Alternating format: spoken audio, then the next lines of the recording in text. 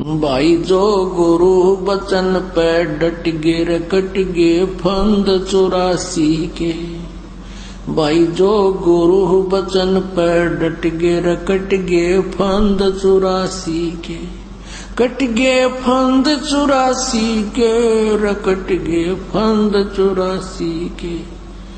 भाई जो गुरु बचन पे डट गे रे कट गे फंद 84 के।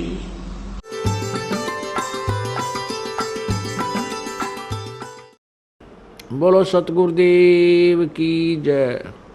बंदी छोड़ कबीर परमेश्वर जी की जय। बंदी छोड़ गरीबदास जी महाराज जी की जय। स्वामी रामदेवानंद जी गुरु महाराज जी की जय। सर्व संतों की जय, सर्व भक्तों की जय, धर्मी पुरुषों की जय, श्री काशी धाम की जय, श्री छुडानी धाम की जय, श्री करोथा धाम की जय, श्री बरवाला धाम की जय। सत साहिब। ग्रीव नमो नमो सतपुरुष को नमस्कार गुरु की नहीं। सुर नर मुंजन साधुआ संतों सर्वसदी नहीं। सतगुरु साहेब संत सब डंडो तुम प्रणाम। आगे पीछे मध्य हुए तिनको जा कुर्बान। नराकार निर्विषम काल जाल भयभंजनम। निर्लेपम निज निर्गुणम अकल अनुबेशुंधनम। सोहम सुरति समापतम सकल समाना निर्तलय। उज्ज्वल हिरंबर हरदमम बेपरवा अथा है वार पार नहीं मध्यतम। ग्रीव जो सुमरह सिद्ध होई गणनायक गलता ना करो अनुग्रह सोई। पारस पद परवाना आदि गणेश मनाऊं गणनायक देवन देवा। चरण कमल लो लाऊं आदंत करूं सेवा। परम शक्ति संगीतम रिद्धि सिद्धिदाता सोई। अवगत गुण अतीतम सत्य पुरुष निर्मोही। जगदम्बा जगदीशम मंगल रूप मुरारी। तन मन अर्पुं शीशम भक्ति मुक्ति भंडारी। सुर नर मुनि जन ध्यावे ब्रह्मा विष्णु महेशा। शेष सहस मुख गावे पूज्य आदि गणेशा। इंद्र कुबेर सरीखा वरुण धर्म राय ध्यावे। समरथ जीवन जी का मन इच्छा फल पावे। 33 कोटि आधारा ध्यावे शेष 88। उतरे भव जल पारा कट है यम की फांसी। 33 कोटि आधारा ध्यावे शेष 88। उतरे भव जल पारा कट है यम की फांसी। सत साहिब। कर जोरूं विनती करूं धरूं चरण पर शीश। गुरु जी राम देवानंद जी महाराज ने दियो नाम बख्शीश। कोटि कोटि सिजदा करूं कोटि कोटि प्रणाम। चरण कमल में राखियो मैं बांधी जाम गुलाम। कुत्ता तेरे दरबार का मोतिया मेरा नाम। गले प्रेम की जेवड़ी झांखे चो वहाँ जाऊं मैं। तो करो तो बावड़ूं दूर दूर करो तो जाऊं। जो राखो तो ही रहूं जो देवो सो खाऊं। जय इब के सतगुरु मिले सब दुख आखों रो। चरणों ऊपर शीश धरूं कहूँ जो कहनी हो। कबीर साईं मिलेंगे, पूछेंगे कुशलात, आद अंत की सब कहूँ अपने दिल की बात। गुरु जी तुम ना भूलियो, चाहे लाख लोग मिल जाही, हमसे तुमको बहुत है, तुमसे हमको नहीं। तुम्हारे विसारे क्या बने, मैं किसकी शरण में जाऊं, शिव ब्रंच मुनि नारदा, इनके हृदय न समाऊं। अवगुण किए तो बहुत किए, करत न मानी आरे, बावे बंदा बख्श दियो, बावे गर्दन उतार। अवगुण मेरे बाप जी, बख्शो गरीब नवाज, जो मैं पूत कपूत हूँ, बोर पिता को लाज। मैं अपराधी जन्म का, नक्शक बरे विकार, तुम दाता दुख भंजना, मेरी करो संभार। राम नाम रटते रहो, राम नाम रटते रहो, जब तक घट में प्राण, कब हो तो दीन दयाल के भनक पड़ेगी कान। कबीर लूट सको तो लूटियो, राम नाम की लूटी, पीछे फिर पछताओगे, प्राण जहांगे छूटे। नहीं भरोसा देही का, ये बिनस जावे छन माही, श्वास उश्वास में नाम जपो हो, और यतन कछु नाही। श्वास उश्वास में नाम जपो, व्यर्था श्वास मत खो, ना जाने इस श्वास को आवण हो के न हो। पृथ्वीपति चकवे गए, जिनके चक्कर चलंते, रावण सरीखे कौन गिने, ऐसे गए अनंत। सर्व सोने की लंका होती, रावण से रणधीरम, एक पलक में राज बेराजीव, जम के पड़े जंजीरम। मन तू सुख के सागर बसरे, भाई और न ऐसा यसरे। मर्द गर्द में मिल गए वो रावण से रणधीरी, कंस के सी चाणूर से हिरणाकुश बलबीर। तेरी क्या बुनियाद है, तू जीव जन्म धर लेत, गरीबदास हरि नाम बिना तेरा खाली रह जा खेत। परमपिता परमात्मा सर्व सृष्टि रचनहार, कुल के मालिक, ये कबीर परमेश्वर हैं। ये वही परमात्मा हैं जो बनारस में, काशी में सन 1398 में प्रकट हुए थे, एक शिशु रूप धारण करके अपने सतलोक से चलकर आए थे और लहर तारा तालाब नामक एक सरोवर में अच्छे खिले हुए विकसित कमल के फूल पर परमेश्वर पूर्ण ब्रह्म एक शिशु रूप में बनारस में विराजमान हुए थे। उन आत्माओं, आप और हम सभी काल के जाल में फंसे हुए हैं और इस काल का ऐसा भयंकर जाल है, इसको परमेश्वर के अतिरिक्त कोई नहीं समझ और समझा सकता। वो परमेश्वर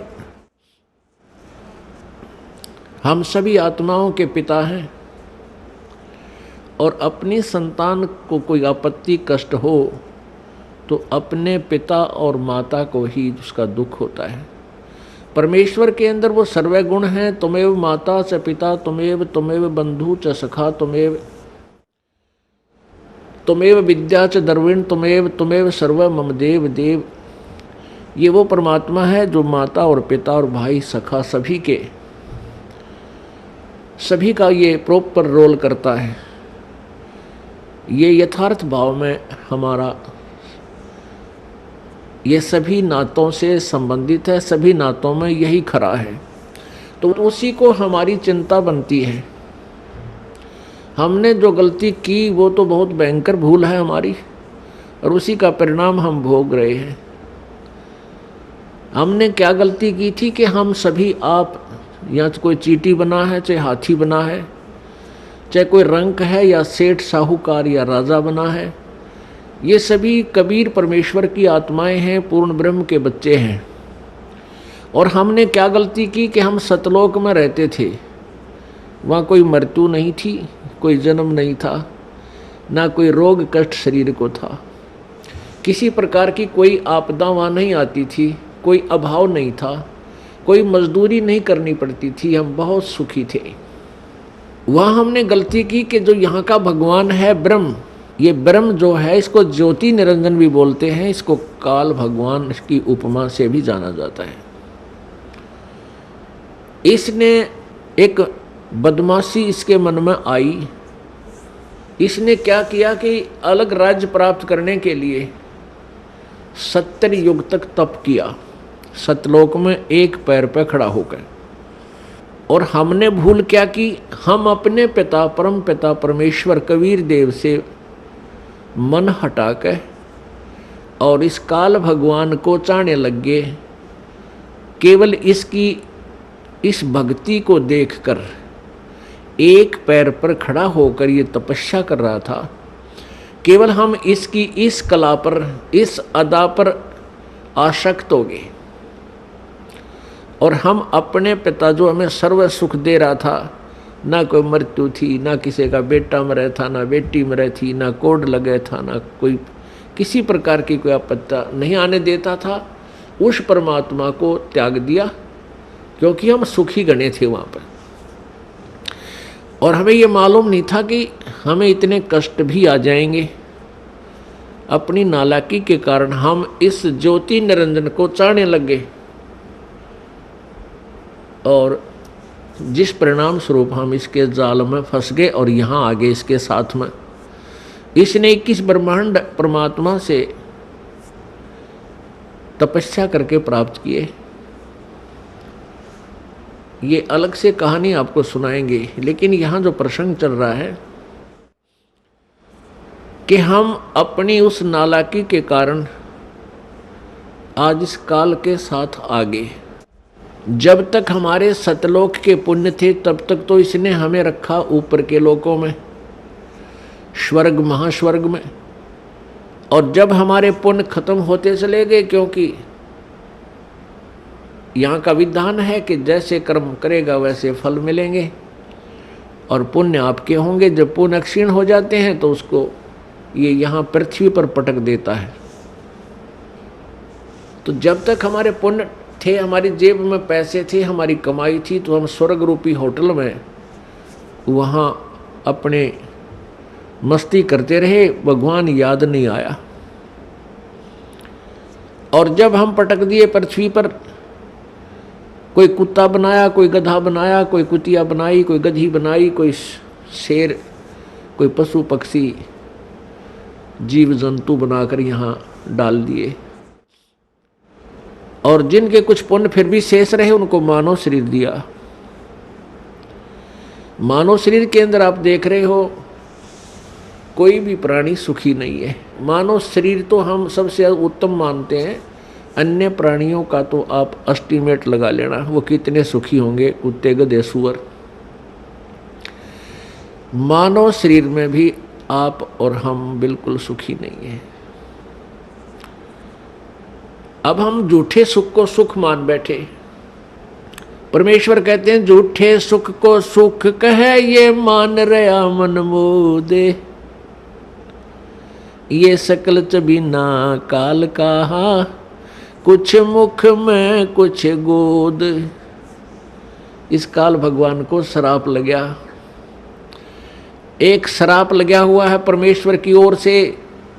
इसने वहाँ एक भयंकर गलती की थी जिसके परिणाम स्वरूप इस काल को श्राप लगा हुआ है 1,00,000 मानव शरीरधारी प्राणियों का नित आहार करने का। मानव शरीरधारी प्राणियों का 1,00,000 का प्रतिदिन ये ग्रास करता है, आहार करता है, खाता है। इसके लिए इसने हम सभी को यहाँ रोक रखा है, जैसे कसाई बकरे पालता है। पुण्यात्माओं, ये परमेश्वर कबीर जी द्वारा दिया गया ये ज्ञान है, ये दास आपको व्याख्या कर रहा है और ये परमात्मा का बताया हुआ है। इस पर बहुत गहराई से सोचना, इसको केवल एक कथा मत समझना।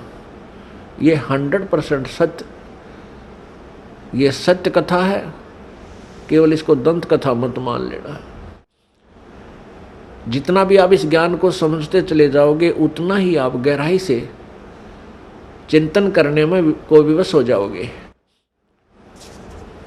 अब जैसे कसाई बकरे पालता है, उन बकरों के लिए वो बहुत व्यवस्था करता है, उनको चारा चराता है, उनको पानी पिलाता है, गर्मी सर्दी से बचाता है, उसके ऊपर कोई छान डाल देता है, कोई शेड बनाता है। तो अबोध बकरे बकरियां उस कसाई को अपना एक अच्छा मालिक मानते हैं, दयालु मालिक मानते हैं। किस दृष्टिकोण से?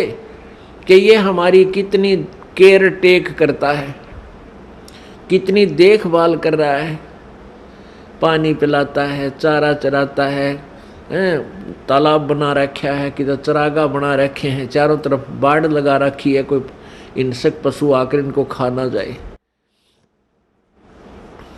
रोक रखे हैं। अब वो इसी कारण से उस कसाई को अपना दयालु मालिक मानते हैं। और जब वो कसाई उन बकरों के उस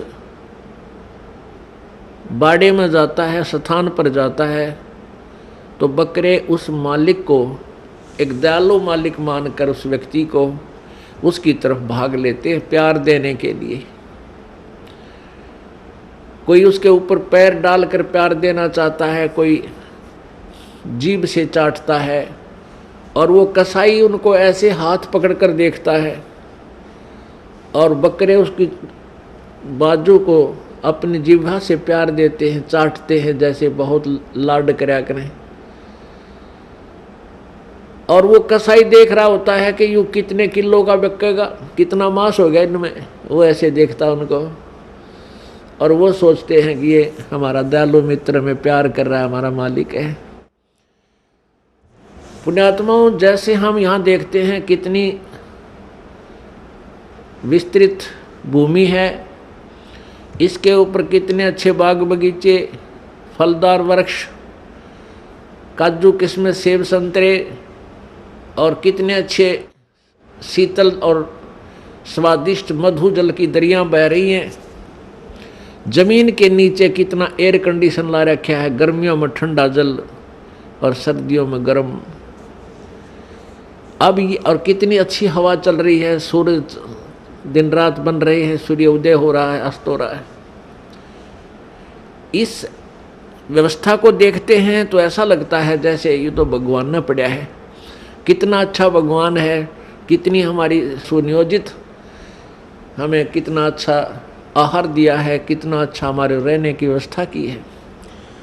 और जब हम देखते हैं किसी का बेटा मर गया, किसी की बेटी मर गई, किसी का परिवार नाश हो गया, किसी का दो मर गए एक परिवार में, तो उस समय हमें कभी ये नहीं आता यूं क्यों हो रहा है, ये जुल्म क्यों हो रहा है, ये हमारी बुद्धि में कभी नहीं आया।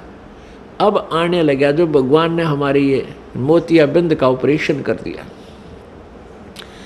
कबीर परमेश्वर जी के ज्ञान से, इस तत्व ज्ञान से हमारे जो अज्ञान रूपी मोतियाबिंद था आँखों पर, इसका ऑपरेशन हो गया। अब हमें स्पष्ट दिखाई देता है युग के कारण है यहाँ पर इतनी व्यवस्था करने का। जैसे वो कसाई ने अपने स्वार्थवश कितना परिश्रम कर रखा है और किस प्रकार बकरों को रोक रखा है, और शाम के समय वो ना देखता, जब भी ऑर्डर आ जाता है 10 बकरे चाहिए, बकरी चाहिए, वो छांट के ले जाता, वो ना देखता किसकी माँ है, किसका बेटा, किसकी बेटी, एक परिवार के 2 हैं एक, वो तो डंडा लेकर और निकाल लेता 20-30 इकट्ठे ही चल, और जाते ही कटवा के अपने पैसे गिन लेता है। ठीक इसी प्रकार ये यहाँ का भगवान है जिसको ब्रह्म बोलते हैं, ज्योति निरंजन कहते हैं। और अभी तक ये ऋषि महर्षि संत इस ब्रह्म की साधना के लिए ही हमें प्रेरित करते रहे। और इस ब्रह्म के 3 पुत्र हैं ज्योति निरंजन के, रजगुण ब्रह्मा जी, सतगुण विष्णु जी, तमगुण शिव जी। और इस ज्योति निरंजन ब्रह्म की पत्नी है दुर्गा, और श्री ब्रह्मा विष्णु महेश जी की ये माता है दुर्गा। अब ये तीनों पुत्रों को इस काल ने हमारे को यहाँ बांधे रखने के लिए, कर्म आधार से यहाँ रोके रखने के लिए इनको इंचार्ज बना दिया। रजगुण युक्त ब्रह्मा जी को, सतगुण युक्त विष्णु जी को और तमगुण युक्त शिव जी को कर दिया। रजगुण ब्रह्मा, सतगुण विष्णु, तमगुण शिव जी बना दिए, उत्पन्न कर दिए। ये तीनों गुण युक्त है। रजगुण ब्रह्मा है, सतगुण विष्णु, तमगुण शिव जी। अब इस एक ब्रह्मांड में 3 लोकों के ऊपर, एक पृथ्वी लोक, एक ऊपर स्वर्ग लोक और नीचे एक पाताल लोक, इन 3 लोकों पर एक एक विभाग के मंत्री बना दिया इनको। इन तीनों मंत्रियों की तीनों लोकों पर अपने विभाग के आधार से तीनों की पावर काम करती है, शक्ति काम करती है। श्री ब्रह्मा जी के इस रजोगुण के प्रभाव से सभी प्राणी संतान उत्पत्ति करते हैं, जीव के बस की बात नहीं। और श्री विष्णु जी सतगुण, अब सतगुण के प्रभाव से हमारा एक दूसरे में मोह ममता, संपत्ति में मोह, पति पत्नी का आपस में लगाव, बच्चों में ममता, भाई बहन का प्यार, ये इतना जबरदस्त है कि हम इनसे दूर नहीं हो सकते, चाहे कितना जोर लगा लें। और तीसरा तमोगुण है, जरा सी बात पर लट्ठम लट्ठा एक दूसरे ने मार डालें, कत्लेआम कर दें, ये भगवान शिव जी के अंदर सतोगुण है। उसका प्रभाव से हम ऐसा यहाँ सब कर रहे हैं। अब जैसे एक मकान में 3 कक्ष हैं या 4 कक्ष हैं, और रसोई के अंदर छौंक लगा मिर्चों का। रसोई के अंदर तो वो मूल वस्तु है, मिर्च है, छौंक है, और उसका निराकार शक्ति ने जाकर अन्य कक्षों में बैठे व्यक्तियों को भी प्रभावित कर दिया, और उनको भी छींकें आने लग गई। उनके बस की बात नहीं, उन छींकों ने वह रोक दे। तो इसी प्रकार पुण्यात्माओं, परमात्मा कबीर देव ने, कबीर साहब ने इस यथार्थ ज्ञान को हमें समझाया कि ये ऊपर तीनों भगवान रजगुण ब्रह्मा, सतगुण विष्णु, तमगुण शिव जी की अलग अलग राजधानियां हैं, अलग अलग लोक हैं। वो अपनी राजधानी में बैठकर, अपने लोक में बैठ कर के वहाँ से सबको कंट्रोल करते हैं, और उनके शरीर से निकल रही वो निराकार शक्ति, जैसे ब्रह्मा जी से रजगुण शक्ति और विष्णु जी से सतगुण और शिव जी से तमगुण, वो शक्ति, वो जैसे छौंक वाली निराकार जो प्रभाव शक्ति, उनकी वो आकर के हम सभी तीन लोक के प्राणियों को अपने हिसाब से प्रभावित किए हुए, हमारे बस की बात नहीं, ये जीव के बस की बात नहीं। इसके लिए ये ऐसा क्यों किया है कि काल को 1 लाख मानव शरीरधारी प्राणी प्रतिदिन खाने को चाहिए, और उसके कारण हम यहाँ संतान उत्पत्ति करते हैं। प्रत्येक प्राणी संतान उत्पत्ति करता है, और फिर ममता आपस में, आपने देखी होगी बंदरिया अपने बच्चे को सीने से लगाए फिरती है। चिड़िया देखी होगी आपने, ये पक्षी देखे हैं, अपने मुख में आहार लाते हैं कहीं से और घोंसले में बैठे अपने बच्चों को आकर खिलाते हैं। आप बाद में खाते हैं, पहले उनको छिकाकर फिर जाते हैं। कितना प्यार है वो बच्चे कौन से उनके बुढ़ापे में उंगली पकड़ेंगे उन पक्षियों की। चल हम तने सोचा मैं एक बार बुढ़ापे में सेवा कर देंगे, बच्चे इसलिए हम पैदा कर रहे हैं, इनको इसलिए पाल रहे हैं, नहीं। बुढ़ापे में तो परमात्मा की भक्ति ही हमें सहारा देगी, तब जब वह बात बनेगी। अरे कलयुग के पुत्र तय तो अपने बेराजी सी सेवा करेंगे, और कैसी कर रहे हैं ये आपको खूब विदित है। तो ये सब कारण क्या है? काल ने हमें यहाँ बाई फोर्स और धोखा देकर हमें यहाँ पर रखा हुआ है। अब ये कितना सुंदर शरीर हमें नजर आता है अपना, अपने शरीर की रक्षा के लिए, इसमें कोई बीमारी हो जाए या सर्दी से बचाने के लिए कितनी व्यवस्था करते हैं, और इसको बनाए रखने के लिए, जीवित रखने के लिए, इसी के लिए हम सारा दिन लगे रहें पेट भरने की खातिर। और ये क्या है? ये काल का सुनियोजित एक जाल है, षड्यंत्र है। उसके द्वारा दिया गया हमारे को मिट्टी का खिलौना है। बेटा और बेटी ये मिट्टी के खिलौने बनाकर हमारे को दे दिए, और हम इनको अपना इन्हीं में उलझे हुए हैं। कल को पुत्र की मृत्यु हो जाती है, अपने हाथों फूकाते हैं, राख बन जाती है, उसकी शकल सूरत भी पहचान में नहीं आती है, कौन था कहाँ गया। तो ये धोखा नहीं तो क्या है? ठीक है, पुत्र नाम रहे, हम खुश रहते हैं, लेकिन ये हो रहा है, सबको मालूम है। पुत्री मर जाती है, पत्नी मर जाती है, पति मर जाता है, माता पिता की मृत्यु होती है, कहाँ गए? वो राख बन जाती है। तो ये कैसा हमारे साथ धोखा किया इसने? हमारी इतनी बुद्धि छोड़ रखी है इस काल भगवान ने। जैसे भैंस का बच्चा मर जाता है, व्यापारी लोग क्या करते हैं, उस बच्चे के ऊपर की चाम को उतार लेते हैं, उतरवा लेते हैं किसी बनाने वाले से, और उसमें भूस भरवा देते हैं, और ऊपर से सिलाई करके एक पूछड़ लटकती रह जाती है उसकी दूम, और उसको उस भैंस के सामने लाकर टांग देते हैं। वह भैंस उसको अपना बच्चा मानती है, और उसको उठाकर जब चलता है तो वह भैंस उसके पीछे पीछे ऐ करती हुई और भागती रहती है। जहाँ उसको रख देता है वहीं खड़ी हो जाती है। अब उसको ये नहीं पता इसमें क्या है, ये तेरा बच्चा नहीं है। इतनी बुद्धि हम सबकी यहाँ काल भगवान ने छोड़ रखी है, और हम इन नकली साजबाज को, इस अपनी कार और कोठियों को, पुत्र पुत्रियों को, बेटा बेटियों को, और पति पत्नी को, माता पिता को, हम ओरिजिनल मान के इनमें इतना लगाव बना बैठते हैं।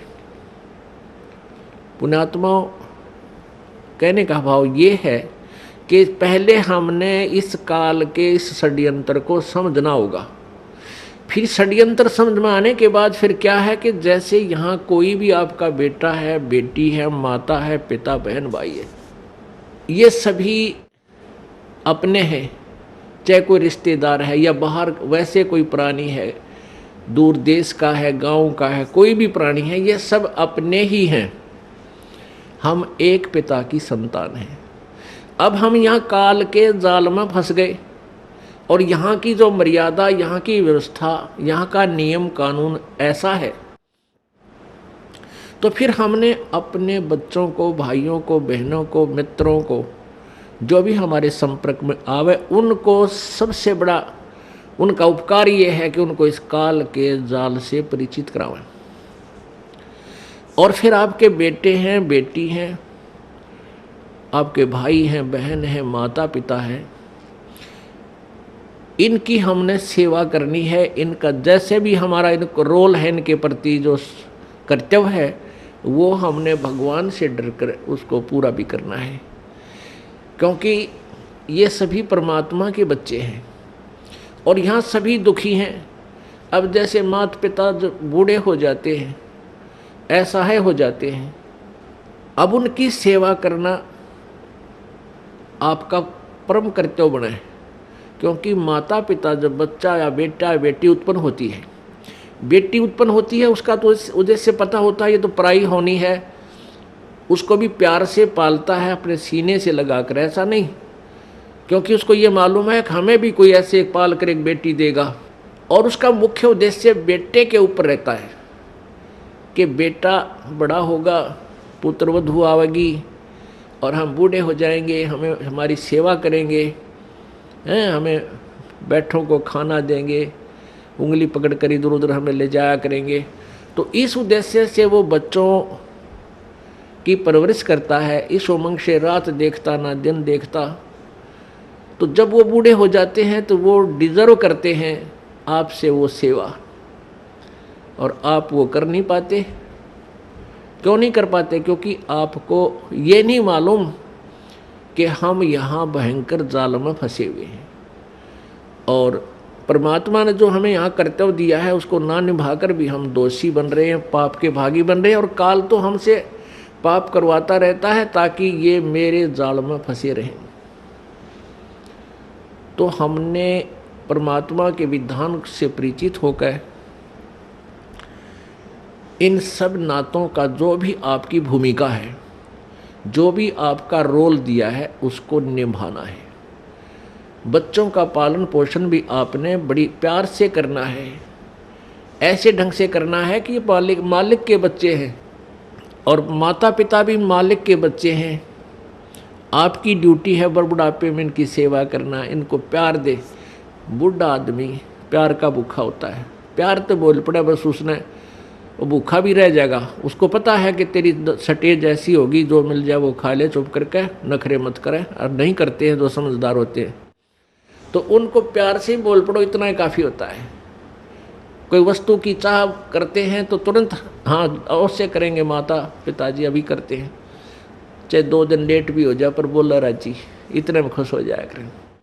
और जब बच्चे हैं आपके, तो बच्चों का भी आपने पालन पोषण करना इस दृष्टिकोण से चाहिए कि तेरे ये भगवान के बालक हैं, उस सच्चे मालिक के बच्चे हैं और हमारी ड्यूटी दे दी, हम इनके सेवक हैं। जैसे एक नौकरानी रखी जाती है,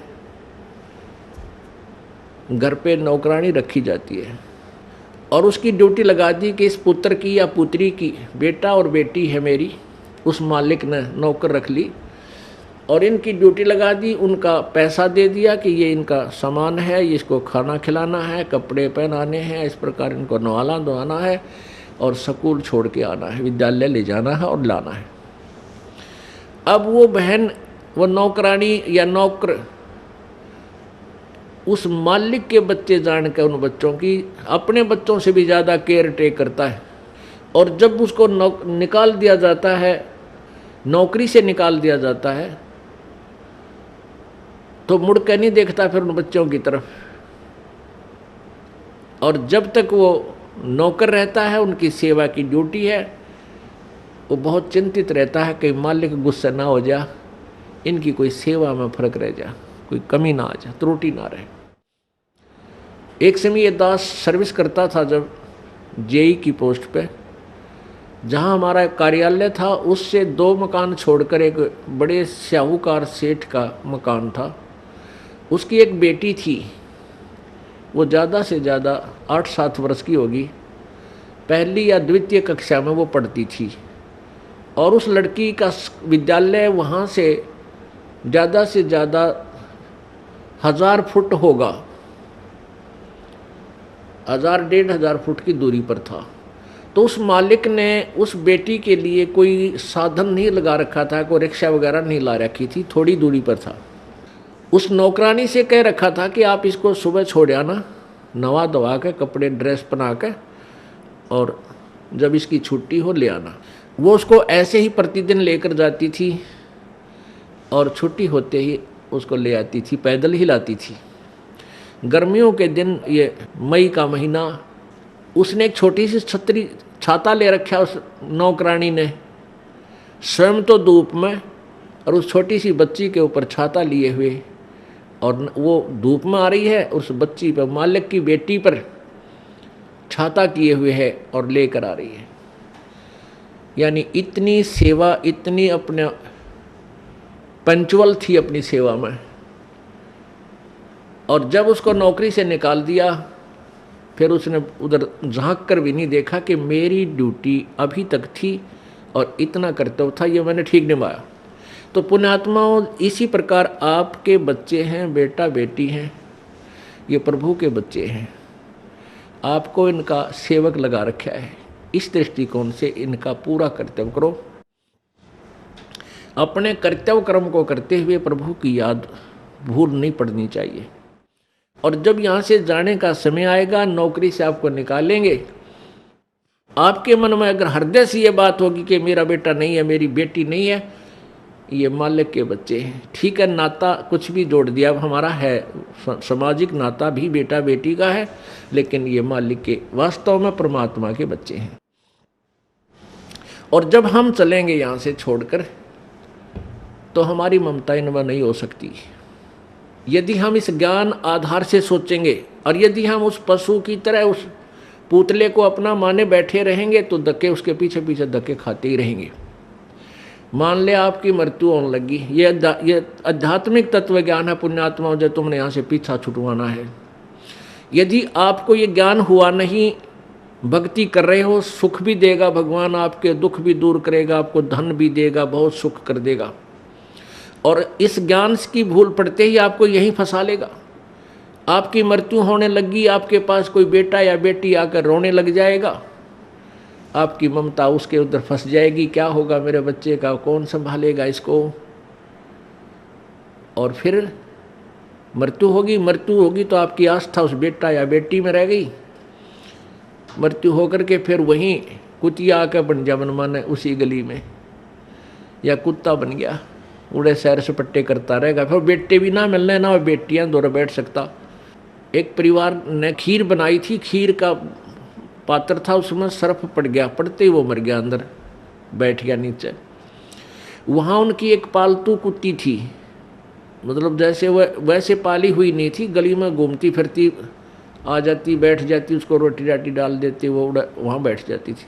तो उसने क्या किया, वो सारी खीर पंजे के साथ खिंडा दी, वह डाल दी, नीचे डाल दी। उधर से घरवाला ने देखा कि इसने तो भाई कमाल कर दिया, आज तक ये ऐसी गलती नहीं करती थी, आज तक इसने बड़े बड़ाए भोजन का नाश कर दिया।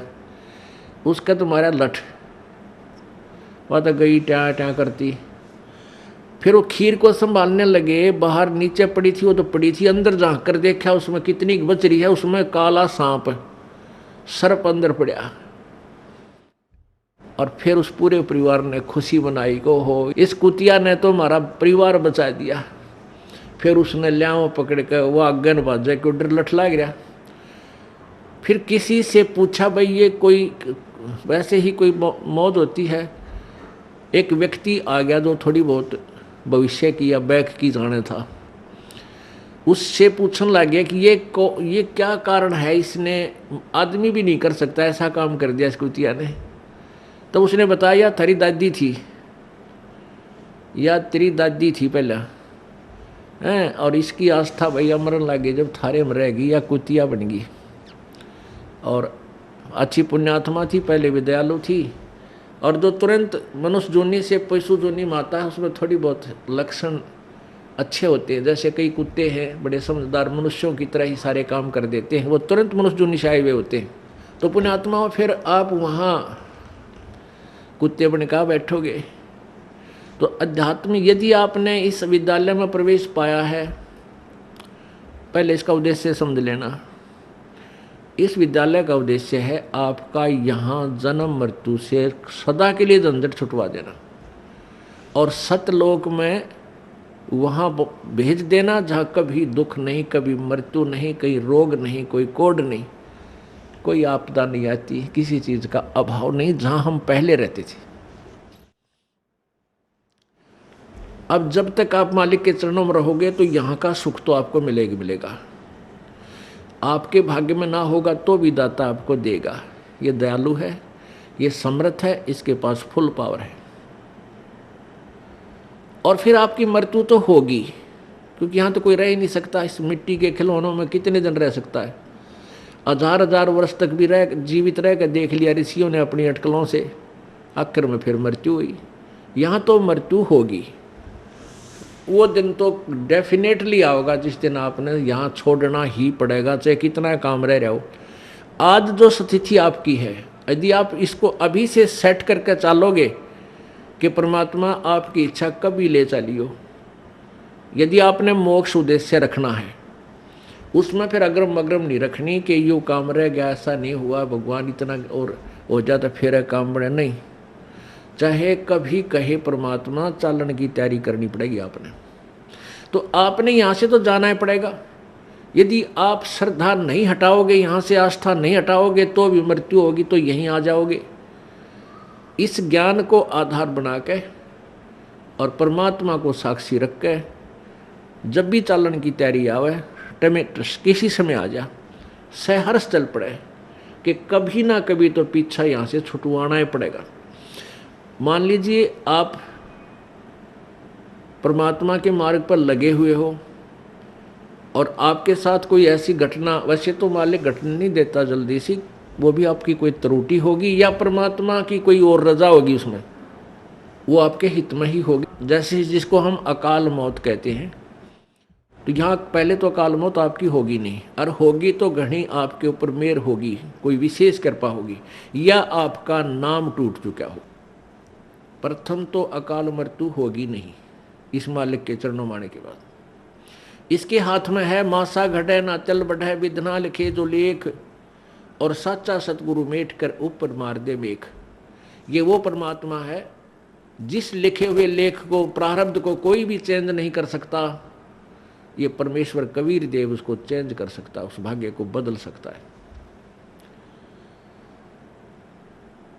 तो ये तो उसके साथ होगा जो हृदय से, तन मन धन से कोई मर्यादा भंग नहीं करता है, प्रभु के चरणों में लगा हुआ है। और दूसरे जो परमात्मा के चरणों में लगे हुए हैं और परमात्मा की कुछ और रजा है कि कई कारण हो जाते हैं पुण्यात्माओं, तो उसको ऐसे अकाल मौत, वो स्वयं ही अकाल मौत मृत्यु करेगा उसकी, और तुरंत ही उसको दूसरा जीवन देकर पार करेगा। वो उसने अपनी आत्मा को देखना है। हम तो अपना स्वार्थ देखें। जैसे किसी की माँ मर जा, चाहे 70 साल की हो रही है, तो याद आवे है कि भाई पाछी बालक खिलाओ थी, पोत्या ने राजी रखे थी, घर की रुखाड़ करे थी, ये बना मरे तो बढ़िया है। तो हम तो अपने स्वार्थ ने कर रहे हैं। जय उस माता जी का हो जा बीमारी, कोई रोग हो जा, 10 लाख जा, खाट पे लेट जाओ, तो हफ्ते अंदर हाथ जोड़ लेंगे सारे, है भगवान माँ की माटी उसंगवा ले, परमात्मा इसने उठा दे। तो कहने का भाव ये है कि यदि परमात्मा किसी भी समय पर अपने सच्चे भक्त लगा हुआ ठीक है और उसको ऐसी कोई घटना करता है, ऐसी कोई घटना होती है अकाल मृत्यु की, 2 कारण से होगी। या तो आपका नाम खंड हो चुका है, उसने आपको काल ले गया, या परमात्मा अपने हिसाब से वहाँ से तुरंत दूसरा जन्म देकर आपको पार करेगा। अपने आत्मा, हम जैसे दीर्घ रोग है हमारे को जन्म और मृत्यु का एक दीर्घ रोग है, ये कैंसर हो रही है। ये प्रभु का हॉस्पिटल है, ये सतलोक आश्रम बरवाला एंड करो था। जब आप इस हॉस्पिटल में प्रवेश पा लेते हो और आपने उद्देश्य ये होना चाहिए कि मैं इस रोग से मुक्ति पाऊं, तो यहाँ फिर डॉक्टर ने देखना है। जैसे डॉक्टर के पास आप चले गए, आप भयंकर रोगी हैं, फिर डॉक्टर ने ही करना है जो करना है, मरीज की नहीं चलती वहाँ पर। मरीज की कोई राय नहीं ली जाएगी। डॉक्टर जब चाहोगा इंजेक्शन लाओगा, जब चाहो उसका एक्सरे करेगा, जब उसकी रिपोर्ट लेगा, ब्लड चेक करेगा, ग्लूकोज चढ़ावेगा, इंजेक्शन लगाएगा, और हो सकता है किसी कारण से टांग भी काटनी पड़ जा जीवन बचाने के लिए, तो वो टांग भी काटेगा। तो वहाँ मरीज अपनी नहीं चलाता है, वो करबद्ध रहता है और डॉक्टर को समर्पण कर देता है कि जो आपको ठीक लगे वही करना।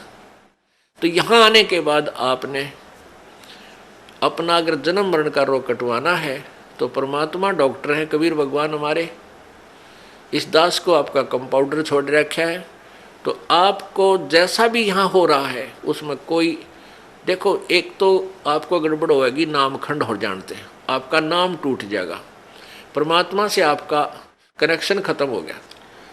और दूसरा होगा मालिक करेगा, तो उसमें फिर अगरम मगरम नहीं होनी चाहिए, ऐसा क्यों हो गया, ऐसा नहीं होना चाहिए था। तो एक तो सावधानी आपने रखना है कि आपका नाम खंड ना हो, मर्यादा भंग नहीं होनी चाहिए। पुण्यात्माओं, आप इस काल के जाल से अपरिचित हो, इस कारण से इस मार्ग को इतना सीरियसली नहीं लेते। आप केवल पहले आते हो सुख के उद्देश्य से कि मेरा ये हो जा, बेटा हो जा, बेटी हो जा, कार हो जा, कोठी हो जा, टोटा दूर हो जा, कर्जा उतर जा, छोटा मोटा को शारीरिक कष्ट है वो दूर हो जा। ये तो आपको फ्री ऑफ कॉस्ट होगा यदि आप सच्ची श्रद्धा से भक्ति करनी प्रारंभ कर दोगे। फिर कुछ दिनों के बाद आपको यहाँ इसलिए बुलाया जाता है, भाई हर महीने आना है, दूर देश के हैं वो, चल दूसरे महीने 1 महीना छोड़ कर आ जाएं, 2 महीने छोड़ कर आ जाएं। आपको इसलिए बुलाया जाता है कि ताकि आप इसको इतना सीरियसली नहीं लेते, क्योंकि आप इस मार्ग से परिचित नहीं हो। आपको यहाँ बुलाया इसलिए जाता है क्योंकि आपको वहाँ अपने घर से जब चलते हो तो 1 हफ्ता पहले आप परमात्मा के दरबार में पहुँचने के लिए चिंतित हो जाते हो। तो आपकी वो चिंतन भी मालिक के पुण्य में लग जाता है। कोई कार्य को आगे पीछे करते हो, किसी से छुट्टी लेते हो, घर वालों को मीठा बोलते हो कि मैंने जाना है, कहीं ये ना कर दे, और फिर आप वहाँ से यहाँ तक आते हो। नंबर 1 तो आपको धनी बनाना है, राम नाम का, भक्ति का धनी बनाना है। परमात्मा का विधान है, संत मिलन को चालिए तज माया अभिमाने, जो जो कदम आगे रखे ओहे यज्ञ समाने। क्या बताते हैं परमात्मा, अपना विधान बाप ही बता रहे हैं कबीर जी कि संत मिलन को चालिए। जब सतगुरु के दर्शनार्थ आप चलते हो, अभिमान तज माया अभिमान, किसी प्रकार का भी आप में अभिमान नहीं होना चाहिए, ना धन का हो, ना पद और पोस्ट का हो, किसी प्रकार का नहीं हो। जैसे एक रोगी व्यक्ति जिसको पता लग गया कि तेरी जान जाने वाली है और वो डॉक्टर के पास जाता है, चाहे वो कितना बड़ा अधिकारी है और कितना पैसे वाला है, वहाँ वो अपनी उस पोस्ट और पैसे को नहीं आगे रखता, उसका दिखावा नहीं करता, अपनी जान बचाना चाहता है। डॉक्टर जहाँ कहता वहीं लेट जाता है, कपड़े उतारने को कहता तुरंत उतार देता है, कोई रिपोर्ट करवाने के लिए संकेत करता है, लिख कर देता, तुरंत उठ कर चला जाता है। तो पुण्यात्मा, सच्चे दरबार में जब भगत आवे, उसका दृष्टिकोण, उसका उद्देश्य, उसका भाव ऐसा होना चाहिए जैसे सीरियस रोगी, सीरियस पेशेंट और हॉस्पिटल में जाता है, उसमें कोई नखरा नहीं होता। ऐसे जब आप सच्चे दरबार में आओगे, आपको कितना पुण्य मिलेगा कि जहां से आप चले हो यहां तक आने के जितने भी आपके कदम, यानी जितने कदम बनते हैं, इतने यज्ञ के तुल्य आपको पुण्य मिलेगा। उसको जो या निष्कपट भाव से आता है। और निर्विमान होकर आता है, जैसे रोगी जाता है हॉस्पिटल में। तो यहाँ आपको बुलाने का उद्देश्य ये है, नंबर 1 तो आप धनी हो जाओगे, पुण्य बढ़ेंगे आपके, और जो पैसा आपका खर्च होता है यहाँ किराए पर आने जाने में, ये भी आपके पुण्य में लिखा जाएगा, आपके धर्म में लिखा जाता है, ये पुण्य हो रहा आपका। तो जितना भी आप यहाँ परमात्मा के चरणों में आओगे आपका पुण्य बढ़ेगा। फिर आप यहाँ पर 5 यज्ञ होती हैं। एक यज्ञ है धर्म की, या भंडारा चला है भगवान का दिन रात फ्री ऑफ कॉस्ट परमात्मा की तरफ से। यहाँ जो आप आते हो 10 रुपये, 50 रुपये, 100 रुपये जैसे भी दान पात्र में डालते हो, उसका फिर सामूहिक रूप से भंडारा होता है, कहीं आश्रम का विस्तार होता है, कोई पंखा आता है, कितने दरी बिछाण की मैट लेते हैं, लैट्रिन बाथरूम बनाए जाते हैं, कमरे बनाए जाते हैं, शेड लगाया जाता है। तो ये आपके पैसे का पुण्य हुआ, और यहाँ आने वाली दुखी आत्माओं को चैन हुआ। अब कितने कैसे संसार से निकल कर आते हो आप, ट्रेन में आते हो, जेब कतरे साथ बैठे रहे, मन माने किरा के कर जा। घर से निकलते हो, कोई ठगी है, कोई चोर है, कोई किस तरह का है। व्यापार में भी इस तरह के ना जाने कितने निकम्मे आदमी, या व्यवसाय में अपने कार्य में किरा कितने निकम्मे टाइप के आदमी आपके साथ खसने को तैयार रहते हैं। और ऊपर से फिर आपके ऊपर ये इतनी आपदाएं, कोई रोगी है, किसी को कोई भूत सता रहा है, किसी का पितर रुष्ट है, किसी का देवता रुष रहा है, और ना जाने कितने रोग कोड आपके लगे हुए। और वो प्राणी यहाँ आता है, उसको आते ही गर्म पानी मिला है नहाने के लिए, गरम गरम चाय तैयार मिला है, अपना बैटरी सी चार्ज हो जाती है इसकी, और फिर बिछे बिछाए मैट मिले, रजाई मिले भगवान के बच्चों को। और फिर आपको यहाँ अमृत ज्ञान सुनाया जाता है रात्रि के समय, सर्दी का मौसम, ये दिसंबर और जनवरी का महीना, इसमें ओढ़ कर रजाई शाम के समय और बैठे मालिक का ज्ञान सुने, परमात्मा का प्रसाद छक के, और अपना कितनी आत्मा प्रसन्न होती है। आधा दुख तो यही बोल लेता प्राणी। तो यहाँ पर कौन आता है?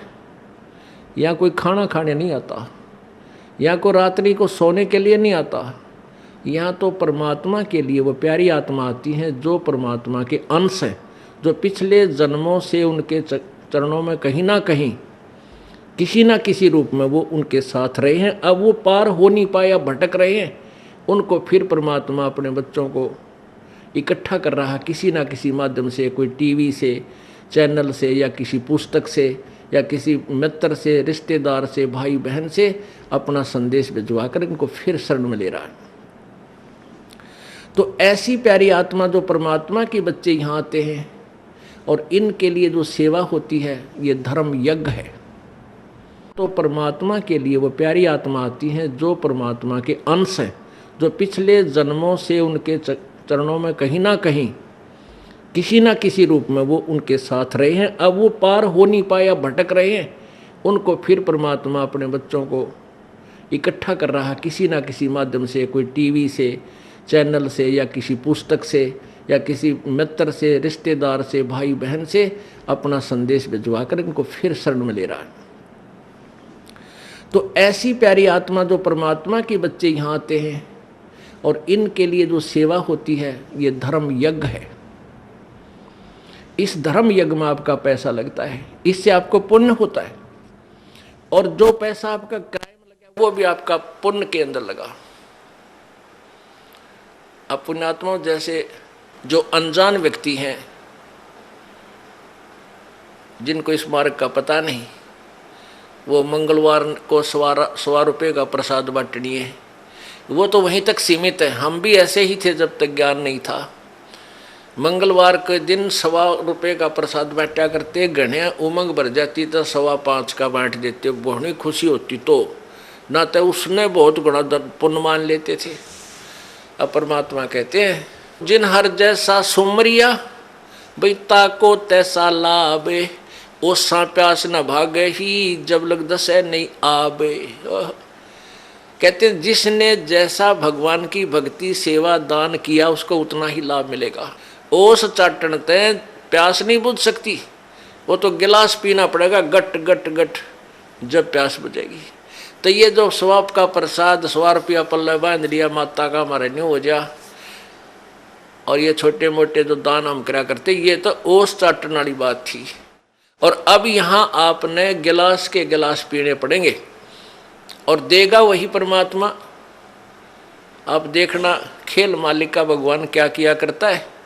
अभी तक हम परमात्मा से सुख लेने के लिए पहाड़ों पर चढ़ गए, बर्फों पर चल पड़े, बालक वहाँ मिलेगा उस मंदिर में, हम चले गए वहाँ मिलेगा, वहाँ पहुँच गए, कोई संत मिला उसके पास जाने की चेष्टा की, लेकिन वो चीज़ नहीं मिली।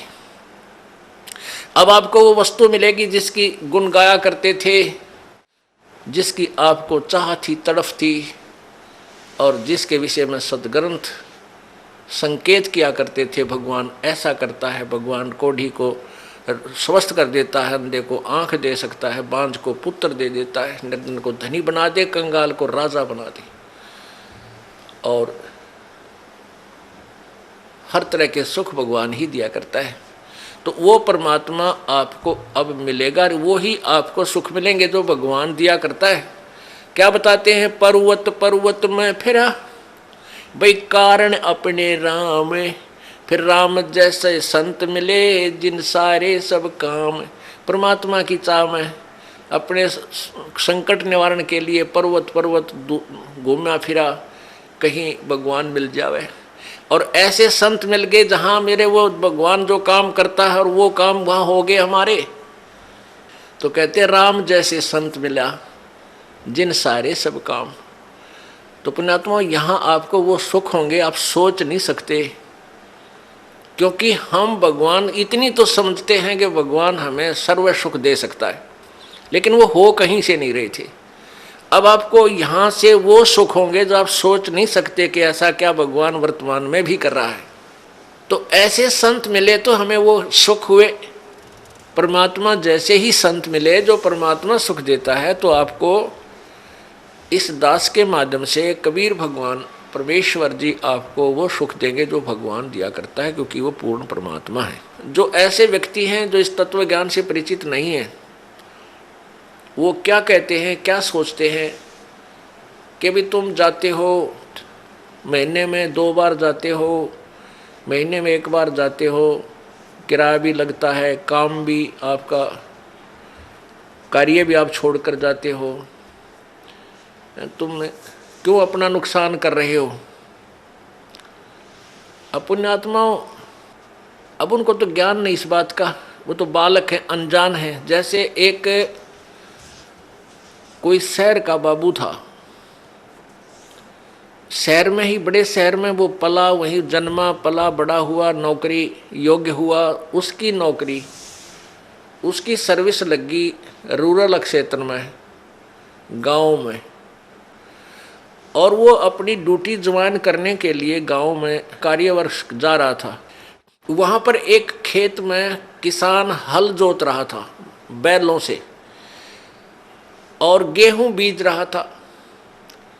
अब उस शहर के बाबूजी ने तो वो गेहूं अपने घर में देखे थे और एक ठेके में, एक टैंकी में, उसमें से माँ निकाल कर देती थी, नौकरानी आटा पिसवा लाती थी और माता बना के भोजन दे देती थी। वो बाबूजी खा कर और बड़ा हो गया था। उसने ये नहीं पता था ये गेहूं कैसे उत्पन्न होता है, कैसे बनता है, और जैसा भी अपना व्यवहारिक ज्ञान उसको था कि भी गेहूं की बड़ा अभाव है अपने भारत में और इसको बर्बाद नहीं करना चाहिए, बड़े संभाल के रखना चाहिए, क्योंकि वैसे माता पिता भी कहते हैं भाई अन्न को बर्बाद नहीं करना चाहिए, बड़ा ये जीवन दाता है। तो वो भी भावना उसमें थी। उसने क्या देखा कि किसान एक थैले में कणक गाल के, गेहूं डाल के, और एक पाइप के द्वारा बैलों के पीछे हल पर लगे हुए उस पाइप में से और मिट्टी में वो गेहूं डाल रहा है, मिट्टी में डाल रहा है खेतों में, और कुछ गेहूं अलग रखे हैं जिनको दूसरी ट्रेन में वो उठाएगा। तो उसने देखा कि भाई ये आदमी के क्या मिट्टी में क्या डाल रहा है। उसने देखा गेहूं रखे हैं, ये गेहूं ही बीज रहा है। तो उस किसान से कि मुट्ठी से भी उसने देखा गेहूं डालता, उसको पक्का हो गया कि ये आदमी मूर्ख है जो ऐसी बढ़िया वस्तु, खाने की वस्तु, अन्न, गेहूं को और मिट्टी में डालने लग रहा, अच्छा पागल। अब उसको उस बाबूजी ने कहा उस गेहूं बीजने वाले हाली से, किसान से, कि भैया एक बार रोकना। अब किसान ने सोचा भाई शहर का आदमी दिखा है, कोई रास्ता पूछता होगा। उसने बैल खड़े कर लिए, रोक दिया हाल। हाँ बाबूजी बताओ क्या काम है। तो बाबूजी ने बोला अरे तू मूर्ख है क्या।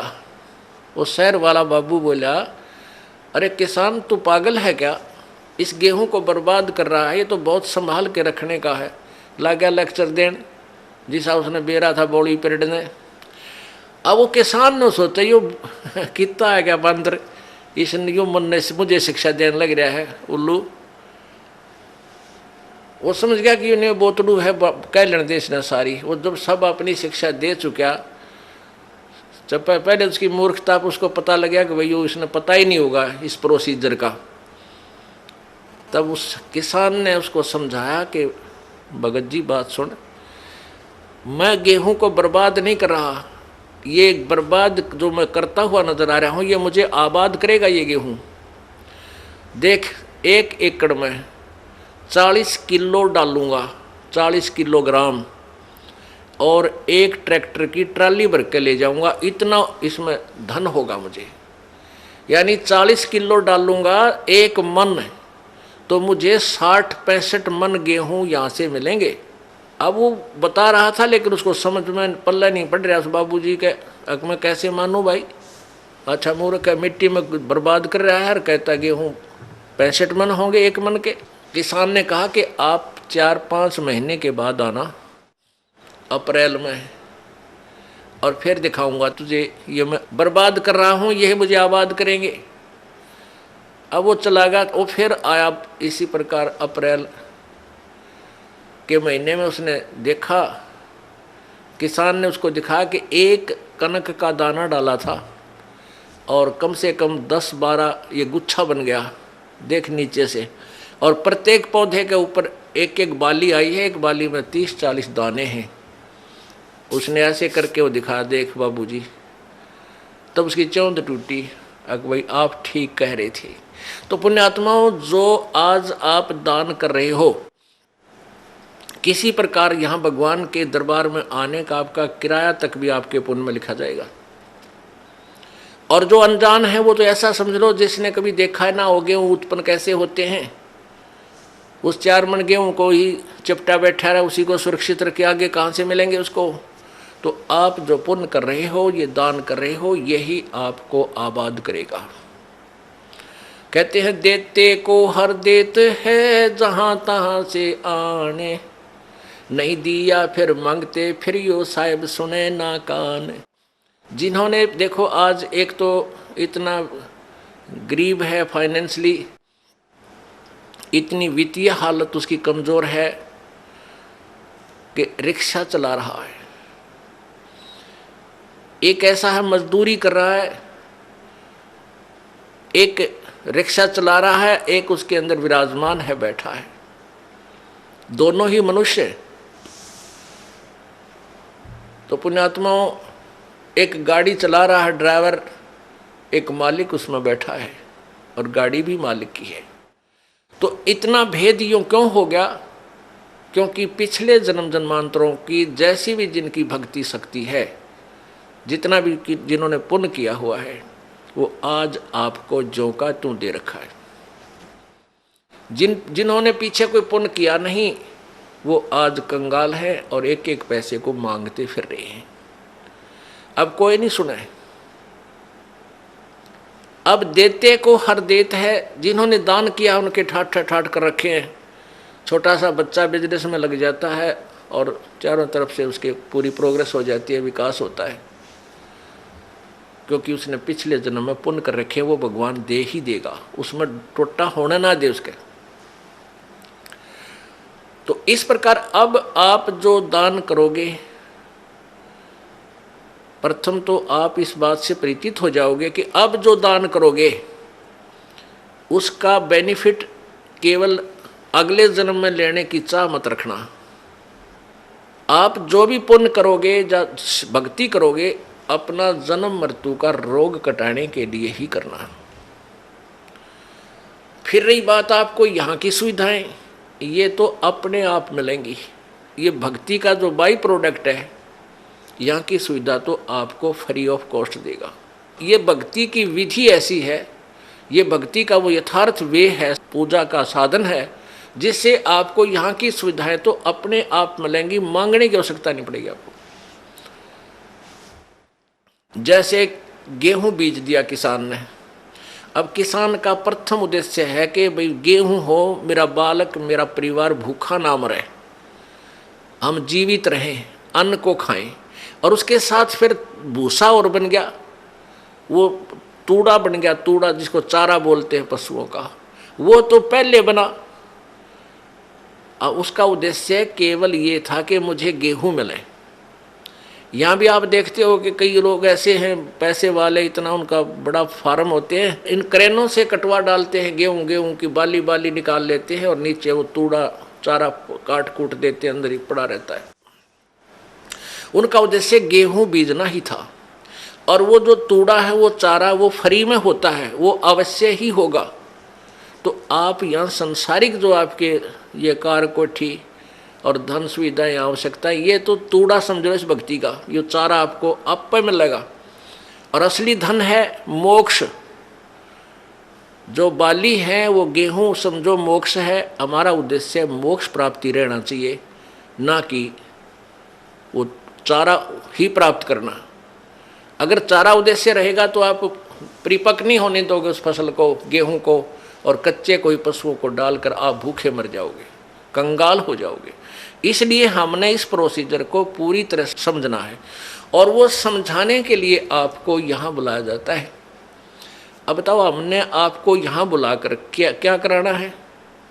कोई काम नहीं, कोई सेवा नहीं। सेवा तो हम आपको तैयार करें पावा सारी, बच्चे लग रहे हैं यहाँ, पुण्यात्मा जिनको पता लग रहा है कि ये सब अपने भाई हैं, सतलोक के वासी हैं। अब ये भूल भटक गए, यहाँ काल के जाल में फंसे हुए हैं, और इनकी जितनी हम सेवा करेंगे, ये मालिक के बच्चे हैं, परमात्मा लाभ देगा सेवा करने वालों को।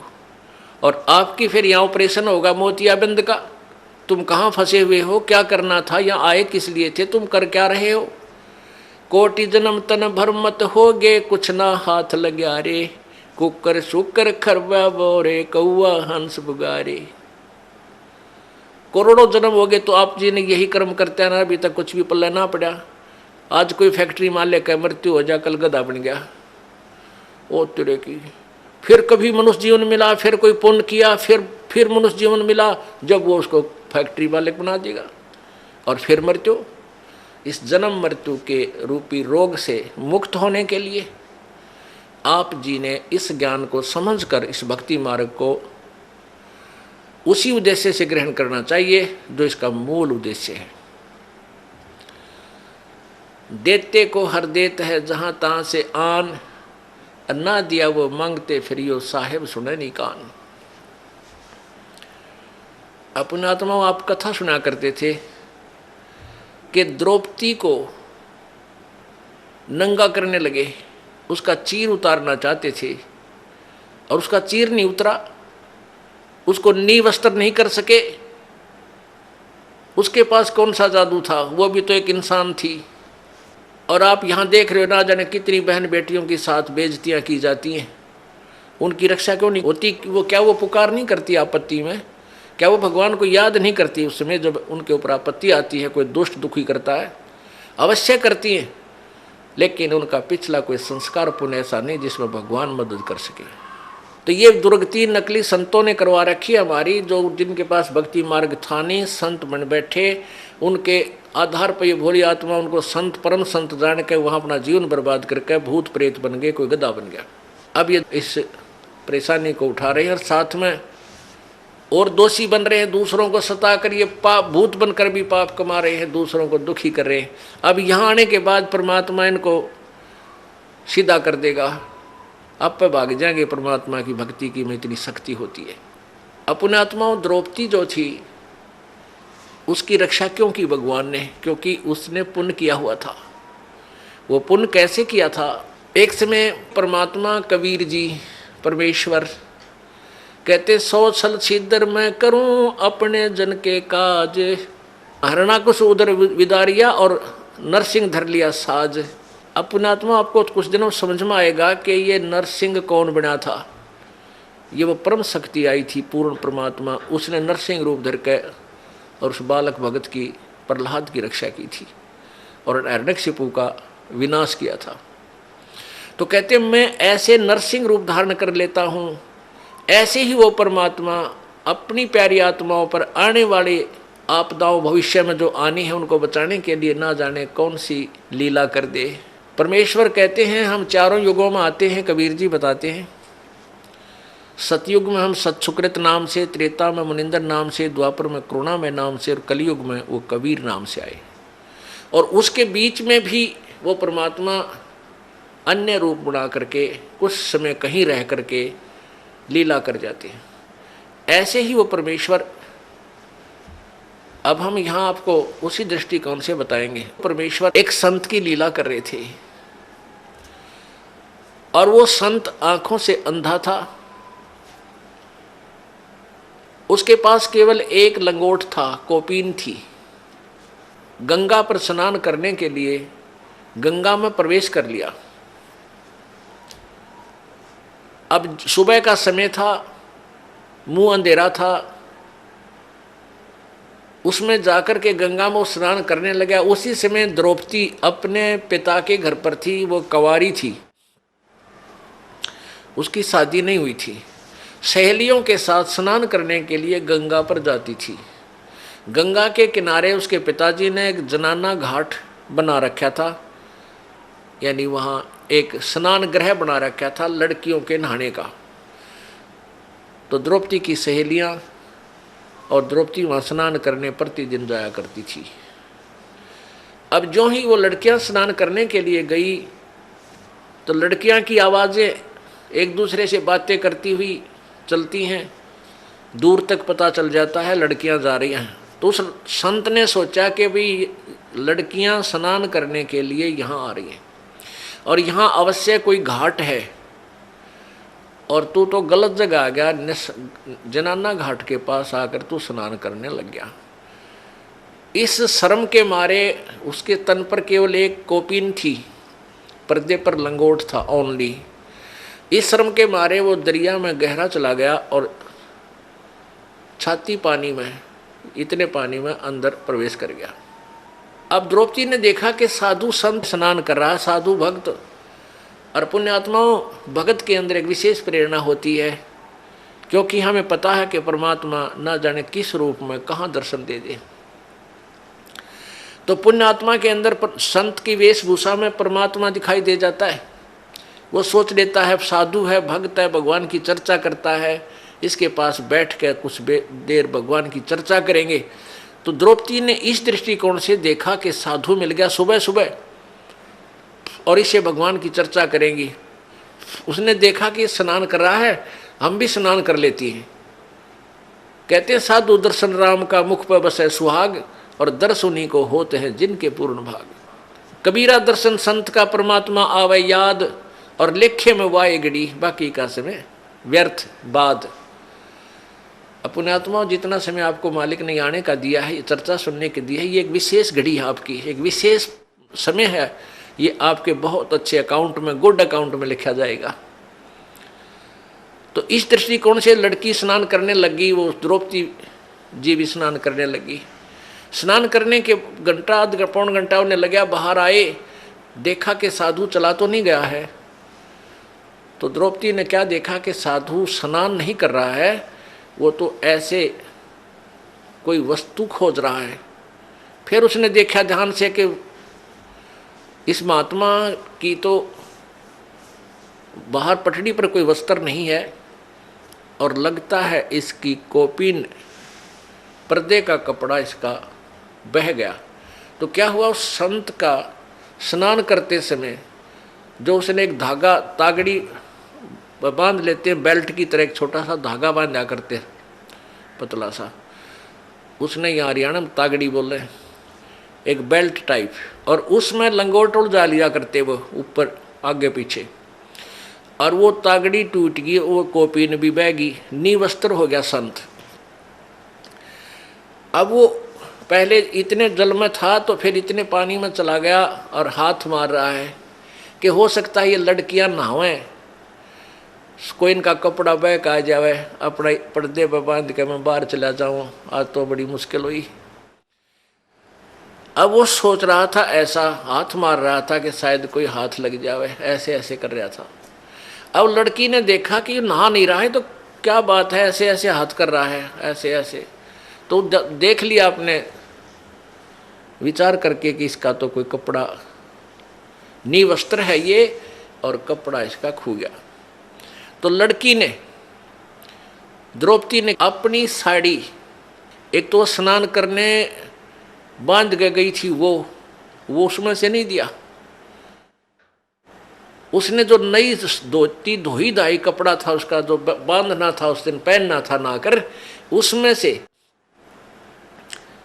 एक गठ, एक बिलात यानी 9 इंच 8-9 इंच कपड़ा पाड़ा और जल में बहा दिया। उसने सोचा ये जल में बहता हुआ महात्मा के हाथ लग जाएगा और ये उसमें बांध के अपना चला जाएगा, बाहर आ जाएगा। तो महात्मा के हाथ नहीं लगा, संत के हाथ नहीं लगा। उसने फिर दूसरा कपड़ा पाड़ कर डाला, फिर तीसरी ऐसे ही एक स्ट्रिप सी पाड़ी, टुकड़ा पाड़ा कपड़े का, साड़ी से फिर डाला, ऐसे 8-9 लीर, उसका लीर बोलते हैं हरियाणा में, लीर यानी एक टुकड़ा लंबी कतरन सी, वो 8-9 पाड़ कर डाल दी। 8 यानी 8 नीम 72 यानी 5-6 फुट के करीब कपड़ा डाल दिया, महात्मा का हाथ लग गया। अब लड़की ने सोचा भाई साड़ी भी तकरीबन पाड़ डाली है, इसका काम आया को ना। वो न्यों सोचा थी कि कहीं मैं बोल पड़ी और निकट जाऊंगी, महात्मा शर्मा जागा, शर्म का मारा कहीं आगे को ना सरक जा, दरिया का बहाव बहुत ज़्यादा है, कहीं डूब ना जा। फिर उसने सोची तो मुंह तो नहीं बोलूंगी नहीं, एक लंबी लकड़ी ले ली, जंगल से लंबी लकड़ी लाई ढूंढ के, और उसके एक लीर और पाड़ी, एक टुकड़ा और फाड़ा 8-9 इंच का, और उस लकड़ी का लपेटा दे के, और महात्मा ऐसे हाथ मार रहा था, उसके हाथ के निकट कर दी। जो ही उसके हाथ लगा लड़की महात्मा का, संत का, एकदम उसने पकड़ा, देखा, अको हो तो बड़ा साइज का कपड़ा मिला है। ओहो हे भगवान, हे परमात्मा, जब आशीर्वाद दिया कि हे प्रभु आपने बड़ी दया करी अपने दास पे,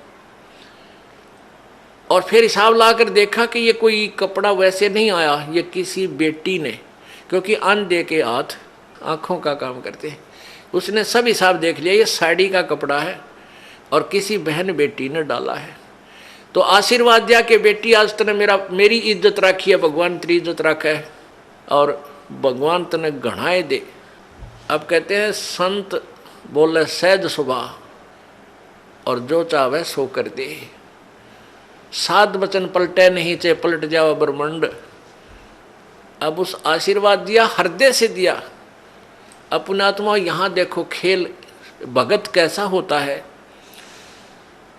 लोभ करे तो ऐसा करे, लालच करे तो ऐसा करे, ये नकली लालच नहीं करे, किसी का जो है ना मिलावट कर दी, किसी का घाट तोल दिया, किसी का कुछ गड़बड़ कर दी, ये लालच माड़े हैं, ये गलत होते हैं।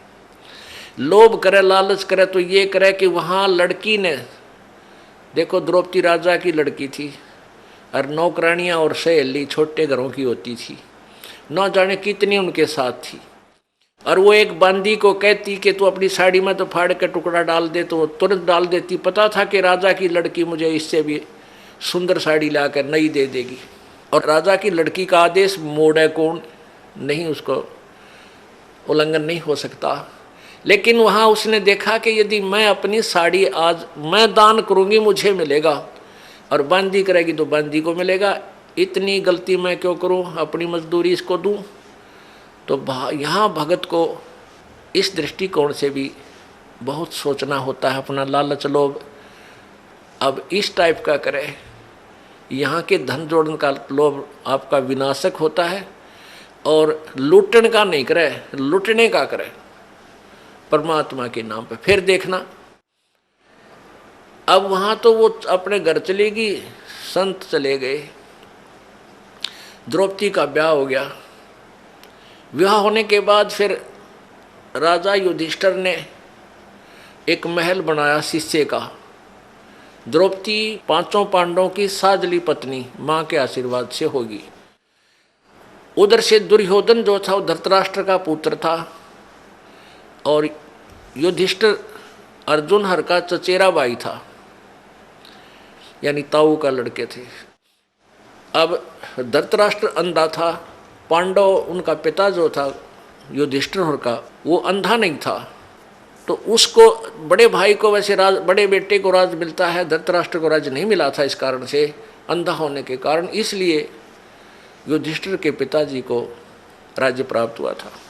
उधर से दुर्योधन ईर्षा रखता था कि ये राज हमें क्यों नहीं मिला। उधर क्या हुआ कि जब इन पांडवों ने अर्जुन हर ने एक महल बनाया शीशे का, काफी शीशा लगा हुआ था अधिकतर उसमें, आर पार पारदर्शक। और एक दिन दुर्योधन उसमें चला गया महल में, द्रौपदी वहाँ पर थी। उसने देखा कि दुर्योधन की टक्कर लगी, शीशा दिखा को नहीं, टक्कर लगी तो एकदम वो ऐसे गिरता हुआ मुश्किल से बचा। और द्रौपदी ने हंस के मजाक करते हैं जैसे अपने छोटे पति के छोटे भाई से यानी देवर से मजाक कर दिया, कहा कि अंधों की संतान अंधी ही होती है। अब उसने कहा था एक हंसी मजाक में, और वो मान गया दुख गणा। इस बात को सुनकर उसकी तनमन में आग लग गई और उसका प्रतिशोध लेने की सोचने लग गया। तो क्या किया उन्होंने, जुए में युधिष्ठिर को खिलाया और जुए में सारा राज भी जीत लिया, और द्रौपदी को भी दांव पर लगा दिया युधिष्ठिर ने, और द्रौपदी भी जीत ली। अपने आत्माओं आम जिन के गुण गावें, इस महाभारत ने पढ़ कर हम राजी हुआ करते, प्रसन्न होते थे, हमें कोई पुण्य मिलेगा। इनकी कहानी पढ़ कर देखा तो हे भगवान, बता ऐसा भी कोई निकम्मा होगा अपनी पत्नी ने जुए पर ला दे। इनके सारे इतिहास इतने बेकार, और हम इन न पढ़ा करते, इनसे हम क्या शिक्षा लेते। आगे देखना क्या होगा इनका, इस कथा के अंदर आपको बहुत निष्कर्ष मिलेगा। अब उधर से एक नौकरानी भागी आई दौड़ी दौड़ी। दुर्योधन ने कहा कि जाओ लाओ उस अर्जुन की पत्नी को यहाँ बैठाओ, मेरी जांग पे ला के नंगी करके। देख कितनी बेहुदी बात, और भरी सभा में।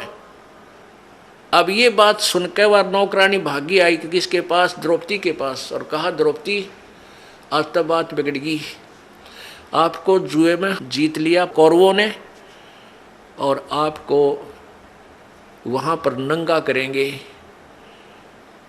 दुर्योधन कह रहा है कि उसने मुझे अंधे की संतान कहा था, और हम अंधे की संतान हैं, हमें कुछ दिखाई नहीं देता, वो उसको शर्म क्या आएगी, उसको नंगा करो मेरे सामने, हम तो अंधे हैं।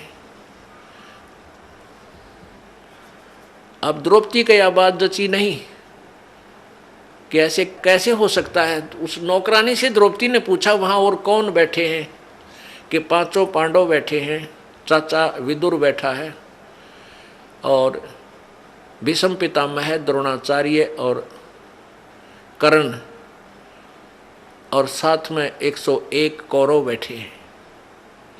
द्रौपदी ने कहा कि नालायक, इतने आदमियों में और मुझे नंगा कैसे करेंगे, तेरा दिमाग खराब है। अब नौकरानी नहीं बोली, कहा क्या बोलूं, मैंने जो सुना था बता दिया।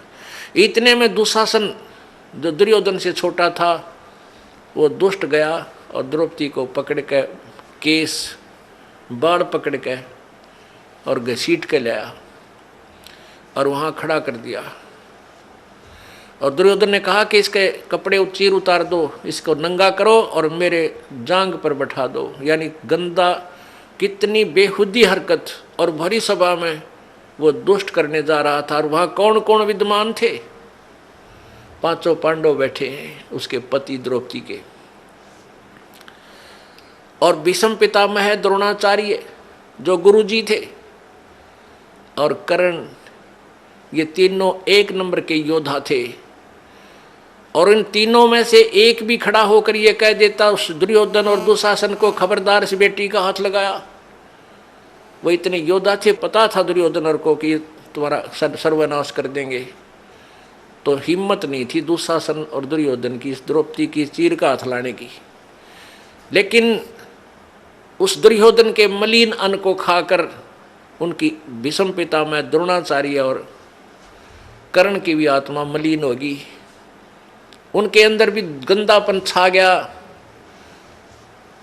और उस लड़की को नंगा देखने के लिए वो भी वहीं विराजमान रहे। और उन्होंने उठकर ये भी नहीं कहा तुम के जुल्म कर रहे हो, क्या करने जा रहे हो। इंतजार करते रहे, बैठे हैं कि कब नंगा हो, कब नंगी होगी। तो उनमें के मलिनता होगी। सोच लेना पुण्यात्माओं, जिनको हम बड़े बहादुर और बड़े नेक व्यक्ति मानते थे। उस पूरी सभा में जब उसने देखा अपने पांचों पांडवों की तरफ, पांचों पांडवों की ओर देखा कि ये अभी इन कौरवों को सीधा कर देंगे, मेरी बेइज्जती को नहीं देख सकते। लेकिन वो बंध चुके थे, वो उसको दांव पर लगा चुके थे, वो मर्यादा में बंद कर बैठ गए थे। उन्होंने भी ऊपर को नहीं देखा। जब द्रौपदी ने पुकारा मेरी रक्षा करो, पांचों पांडव नीचे जमीन पर ऐसे गर्दन करके और ऐसे जमीन खोदने लगे। फिर भीष्म पितामह द्रोणाचार्य और कर्ण से पुकारा कि मेरी रक्षा करो। वो तीनों ने भी कोई उत्तर नहीं दिया, कोई रिस्पॉन्स नहीं दिया। केवल एक विदुर था जो भक्ति बीज था, जो एक पुण्य आत्मा था। वो खड़ा हुआ और दुशासन से कहा कि दुशासन, अरे दुर्योधन, तुम किसकी बेइज्जती कर रहे हो? अपने ही परिवार की। अरे पांडवों की बहू और कौरवों की बहू में क्या अंतर है? दुनिया के कहेगी अपनी इज्जत आप पे उतार रहे हो, तुमने कुछ शर्म आनी चाहिए, कुछ लज्जा करो। तो दुर्योधन ने कहा दुशासन, इसका दर्दे दो दड़ाक, यो तो भाई सदा पांडवों की तरफ बोलता है, ये चाचा नहीं दुश्मन है, ये इन्हीं का चमचा है, इन्हीं की ओर बोलता है। अब दुशासन ने अपने चाचा के थप्पड़ मारा और कहा कि तू तो इन्हीं की ओर बोलता हमेशा, हमारा तूने कभी पक्ष नहीं लिया। तो विदुर जी वहाँ से उठकर चल पड़े। पुण्यात्माओं, जो भगवान से डरने वाले इंसान होते हैं वो न तो अत्याचार देख सकते हैं और ना सहन कर सकते हैं। अब उसने देखा कि यहाँ तेरी बात नहीं चली, कहनी थी वह कह दी। पंचायत में जो पुण्यात्मा भगवान से डरने वाले हों, उन पंचायतियों ने स्पष्ट बात कह देनी चाहिए, इसको मानना चाहिए मत मानना, नहीं तो वो दोषी हो जाते हैं। तो विदुर ने अपने जो कहना था वो कह दिया कि ये गलत कर रहे हो, तुमने ऐसा नहीं करना चाहिए। तो उसमें विदुर को उन्होंने थप्पड़ मार दिया, लज्जित किया। विदुर उठकर चला गया। अब क्या बताते हैं, विदुर कहे ये बंधु थारा, एक कुल एक परिवारा। विदुर के मुख पर लगा थपेड़ा, तू तो है पांडवों का चेहरा, तू तो है बांदी का जाया। भीष्म, द्रोण और कर्ण मुस्काया। अपने आत्मा इनके इतिहास देखना, जिनको हम बड़े महान आत्मा समझ कहा करते, भीष्म दादा भीष्म।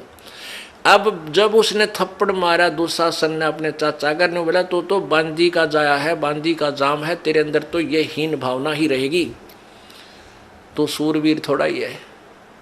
तो उस बात के ऊपर वो तीनों हंसने लगे। कौन? भीष्म पितामह, द्रोणाचार्य और कर्ण।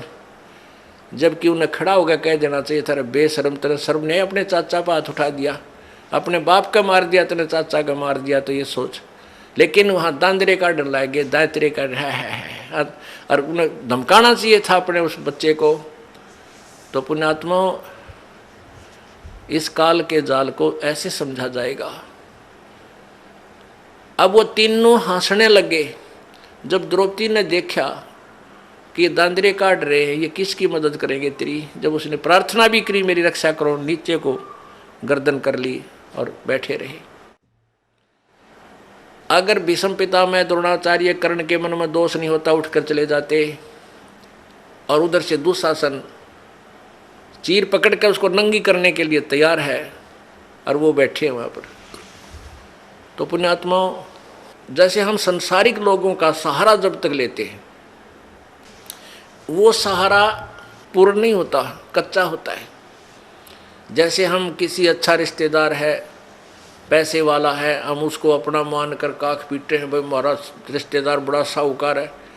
उस साहूकार रिश्तेदार पर 20,000 रुपये ले आओ एक बार उधारे, और वो दो वर्ष मत देना, और फिर जाना उससे मांगने, जा अपने चाह न भी टोक लेते हैं, नुका पैसे दे मेरे पहले वाले। अब वहीं पता लग लेगा कि और उधारे दिए हैं वो तो, और ऐसा इतना जता देगा, उठाया जाना रखा जा। और दूसरे मान लिया आप किसी मंत्री, मुख्यमंत्री, प्रधानमंत्री की आड़ में अन्यों सोच लो हम तो बहुत कुछ प्राप्त कर लिया, कल ना उसकी टिकट कट जाए, मृत्यु हो जा, या वो पद पर ना रहे, फिर क्या, ये सहारा कहाँ गया। तो हमने वो एक ही सहारा चाहिए जो मालिक का स्थायी है, जो कभी हमारा साथ नहीं छोड़ सकता। तो जब तक हम संसारिक लोगों का आश्रय तकते हैं तो परमात्मा मदद नहीं करता, साइलेंट रहता है भगत के लिए। वैसे तो जो अपना किया है वो कर्म भोग ही रहा है। जब द्रौपदी ने देख लिया भाई ना तो ये पांचों पांडव शीश ऊपर न कर रहे, क्योंकि ये बंध गए, इन्होंने जिता दिया मेरे को, अब ये मर्यादा में बंध गए। और भीष्म पितामह द्रोणाचार्य और कर्ण ये इसका रोटी खा के इस दुष्ट की ये बंध गए, अब किस तो पुकार करूं। तब उसने जब इंसान का संसारिक सहारा समाप्त हो जाता है, जब भगवान याद करता है परमात्मा अब तो तू ही है मेरा। अरे भले आदमी, पहले भी यही था, तेरा भूल थी, तुम इनको अपना मान रहा था जो तेरे नहीं थे। ये स्थायी सहारा नहीं था जिनको तूने अपना जो है सहारा माना था।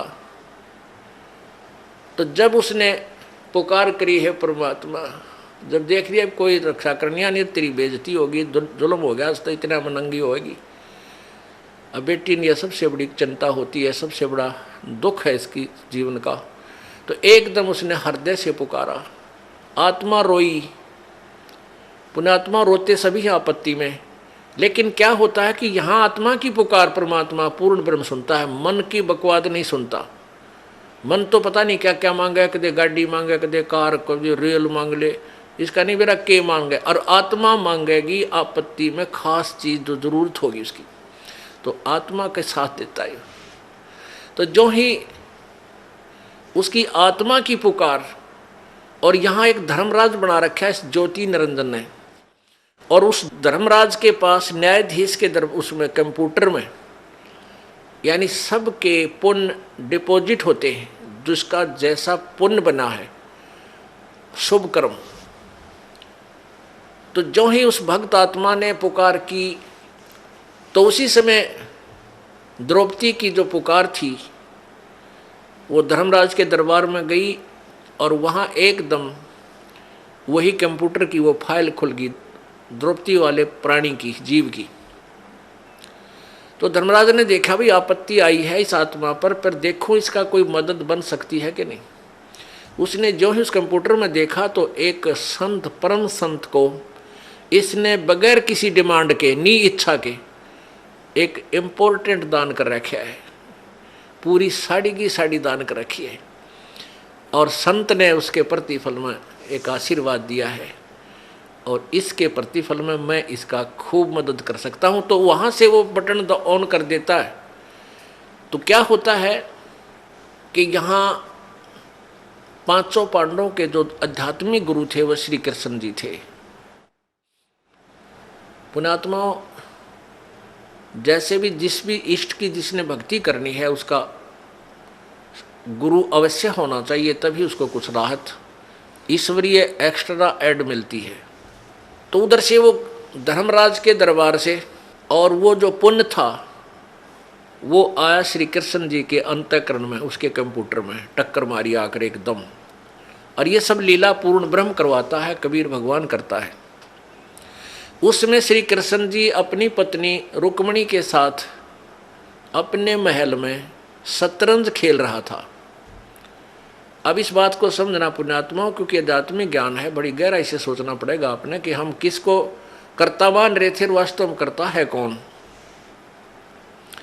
तो जब वो रुक्मणी के साथ वो खेल रहा था शतरंज, तो उसमें पासे डालते हैं ऐसे, और पासे डालते डालते कोई शब्द बोलते हैं, कच्चे 11 पक्के 12 पौ 12, या जैसा भी कोई ऐसा बोलते, ले ऐसे बोलता हूँ मैं, ऐसे मांगता हूँ। वो मिलते क्या हैं ओड़े सोड़े, वो बाद की बात है। तो जो ही श्री कृष्ण जी ने पासे डाले, उधर से वो कंप्यूटर धर्मराज के दरबार से कंप्यूटर से रिफ्लेक्स होकर के वो पुण्य आया श्री कृष्ण जी के पास, और एकदम श्री कृष्ण उसमें पावर आई, एकदम श्री कृष्ण जी का हाथ ऐसे आकड़ गया। पौ 12 नहीं बोला, कच्चे 12 18 नहीं बोला, हाथ ऐसे करके कहने लगा अनंत। जैसे किसी में प्रेत आ जा रहे एकदम कहता कुछ रोकड़ जो रोकी करने लग गया, ऐसे उसमें ऐसी क्रिया श्री कृष्ण जी की होगी। तो रुक्मणी ने हाथ पकड़ा और हंसने लगी, कहने लगी ये अनंत क्या है, ये कहते 11 बोल के 12 बोलने थे, ये अनंत क्यों कहा। तो वहाँ श्री कृष्ण जी ने के अंदर वो चेतना दी काल परमात्मा ने। अब क्या बोली वो पावर जो श्री कृष्ण जी के अंदर आई थी, रुक्मणी कर पकड़ा मुस्काई, हाथ पकड़ के हंसन लगी और अनंत कहा, मोकू समझाई, यो अनंत क्यों कहा तूने मुझे समझा। अब कहते हैं दुशासन ने द्रौपदी पकड़ी और हमारी भक्ति सकल में सिकरी, जय हमारी भक्त पिछोड़ी होई तो हमारा नाम न लेवे कोई। तंदे ही से पासा डारी, वो तो वहाँ खेल रहा है, फिर पासे खेलने लग गया इतना कह के। तो वहाँ से वो शक्ति, वहाँ से जैसे अब यहाँ कंप्यूटर आजकल जो चल पड़े हैं, इनसे बहुत कुछ राहत हमें आध्यात्मिक ज्ञान सुनने में मिलती है। जैसे कंप्यूटर लिखने वाले क्या करते हैं, एक पॉइंट से लेते हैं, फिर उससे आगे उसका लेखन कार्य उसी से करते हैं, कितना कर लो जाए। तो ऐसे वहाँ से वो शक्ति, फिर वो परमात्मा सूक्ष्म रूप धार के कबीर भगवान गुरु मर्यादा को रखते हुए वो पूर्ण ब्रह्म सूक्ष्म रूप धारण करके और श्री कृष्ण रूप बना के द्रौपदी के शीश के ऊपर आकर विराजमान हो गया। बाहर पीछे से ऐसे कर दिया, आशीर्वाद दिया पीछे खड़ा होकर के, किसी को नहीं दिखाई दे रहा। कहते हैं तंदे ही से पासा डारी, पहुंचे सूक्ष्म रूप मुरारी, खेचत खेचत खेच कसीसा, सिर पर बैठे हैं जगदीशा। द्रौपद सुता को दीने लीर, ताके अंत बढ़ाए चीर। उस अंधे को कौपीन दी थी। द्रौपद सुता को दीने लीर, एक टुकड़ा दिया था साड़ी का, और जाके अंत बढ़ाए चीर। अब खेचत खेचत खेच कसीसा, सिर पर बैठे हैं जगदीशा। द्रौपद सुता के चीर बढ़ाए, संख असंख्यों पार नहीं पाए। अब दुशासन ने खूब जोर लगा लिया, अपनी तरफ से खींच खींच कर ढेर लाग गया वहां साड़ी का, अंत नहीं आया। दुशासन इतना तगड़ा बताते हैं कि कई हजार हाथियों की ताकत, इतना जैसे आजकल हॉर्स पावर से बिजली की ताकत नापते हैं ना, उसमें आदमिया की ताकत एलिफेंट पावर से नापा करते हैं। तो 1000 एलिफेंट पावर का था वो दुशासन। और द्रौपदी एक कोमल सी बेटी, भक्ति की शक्ति के सामने वो राक्षस फीका पड़ गया। उस कोमल कमल के फूल जैसी उस लड़की का वो पत्ता भी नहीं तोड़ सका, यानी उसका कुछ नहीं बिगाड़ सका। तो जिन्होंने प्रभु का आश्रय लिया है विधिवत, तो उनको कहते हैं देते को हर देत है, जहां तहां से आन और ना दिया वह मांगते फिरियो, फिर परमात्मा सुने नहीं कहा। तो पुण्यात्माओं, अब जैसा भी आप पुण्य धर्म करते हो वो आपके गुड अकाउंट में लिखा जाता है। जब तक आप परम संत पूर्ण परमात्मा की शरण में नहीं आते तब तक आपके जो पुण्य डिपॉजिट भी होते हैं वो भी काल यहीं बर्बाद करवा देता है। आज जैसे द्रौपदी के ऊपर यह तो आपत्ति टल गई और फिर केवरानवटी हुई, हिमालय में जाकर गड़ गए, राज्य भी गया, कुछ नहीं रहा, फिर नरक में डाल दिए गए। अब हमने यहाँ केवल इतना ही लेना है कि आप यहाँ परमात्मा के चरणों में आए हो, आपका प्रथम उद्देश्य ये हो कि मेरा जन्म मृत्यु का रोग कटे, क्योंकि आप जी ने असंख्य जन्म हो गए यहाँ जन्मते और मरते को। कभी राजा भी रहे, कभी आप रानी भी रहे और फिर भिखारी बनकर भी घूमते रहे। अब कहीं पर भी आपको स्थायी स्थान नहीं मिला। जैसे आपने पुण्य किए तो आप स्वर्ग चले गए। स्वर्ग क्या है? ये एक होटल है, एक रेस्टोरेंट है। जैसे कुल्लू और मनाली, शिमला गर्मियों के दिनों में साहूकार लोग 10-20 हज़ार 50 हज़ार रुपये ले जाते हैं और 1 महीना 2 महीने वहाँ होटल में कमरा किराए पर लेकर और वहाँ रहते हैं, ठाठ करते हैं, घूमते हैं, फिरते हैं। बड़ी ठंडा मौसम होता है, हिली स्टेशन है और लेकिन वो पैसे जेब से उन्हीं के लग रहे हैं, होटल का किराया, खाने का खर्चा। जब वो 2 महीना में 50 हज़ार रुपये खर्च हो जाते हैं परिवार के, तो फिर वो अपने कर्म क्षेत्र में आ जाते हैं कंगाल होकर। और फिर अगले सीजन में क्या पता सूत बैठे 50 हज़ार सेविंग हो उनका ना हो। तो इस प्रकार जब आप यहाँ कोई साधना करते हो, जब तक ये सच साधना आपको नहीं मिली, अपने पुण्य के आधार से स्वर्ग चले गए। उस स्वर्ग में आपको देव बना दिया, देवता, या कोई और पद दे दिया, या वैसे कॉमन स्वर्ग में आप ठाठ करो, लेकिन वो पुण्य आपके ही समाप्त हो रहे हैं। जिस दिन आपकी पुण्य पूंजी समाप्त हो जाएगी उसी दिन आपको वहाँ से, जैसे यहाँ से मार दिया जाता है वहाँ भी आपको मार दिया जाएगा। अचानक मृत्यु होगी, तुरंत नरक में, फिर नरक में डाले जाओगे। तो इस झंझट से पीछा छुटवाने के लिए आपको ये परमेश्वर कबीर जी की शरण लेनी पड़ेगी। और इन नकली कबीर पंथियों संतों से भी आपका काम नहीं चलेगा, क्योंकि उनके पास यथार्थ भक्ति विधि नहीं है, परमात्मा का यथार्थ ज्ञान नहीं है। तो पूर्ण संत से, और जिसके पास वो मोक्ष जड़ी हो, वो मंत्र है सतनाम और सारनाम, वही आपको इस जन्म और मृत्यु के झंझट से छुटा सकता है। तो वो जड़ी इस दास को परमात्मा ने दे रखी है। आप अब शिक्षित समाज है, पढ़ा लिखा एजुकेटेड जो है ना पूरा समाज हो गया है, बहन बेटी भाई। अब आप इस तत्व ज्ञान को जो दास आपको बताता है, जो परमेश्वर ने इस दास को बताया है, सदग्रंथों में विद्यमान है, इसकी तुलना करो आपके गुरुजियों के ज्ञान से, और फिर देखो वो अधूरे हैं या पूरे। टोटली इनकम्प्लीट पाओगे आपको, सारे नकली कति टोटली पूरे पृथ्वी पे। आप इस बात को अभिमान मत समझना, इसको तत्व ज्ञान समझना, ये सच्चाई समझना। अभिमान नहीं करता ये दास, क्योंकि अभिमान तो वो इंसान करे जिसका कुछ अपना कोई योगदान हो। ये तो परमेश्वर कबीर जी का दिया हुआ ज्ञान है, दास को उन्होंने बुद्धि दे दी और आपको बता रहा हूँ समझा के, इतना ही मेरा योगदान है। तो किसी के पास भी पृथ्वी पे आज मोक्ष मार्ग नहीं है, वो केवल इस दास के पास है। और आप भी इसको ग्रहण करो और अपने जो भी आपका साथी है, बहन भाई है, मित्र है, रिश्तेदार है, उनको भी समझाओ और ये नाम उनको दिलाओ, कल्याण करवाओ। बोलो सतगुरुदेव। नमस्कार जी। नमस्कार सर। क्या नाम है जी आपका? मेरा नाम सर भारत विश्वकर्मा है। आप कहाँ से आए हैं? मैं इंदौर MP से आया हूँ सर। सर आपने संत रामपाल जी महाराज से नाम दीक्षा कब ली? सर मैंने रामपाल जी महाराज से 2013 दिसंबर में नाम लिया सर।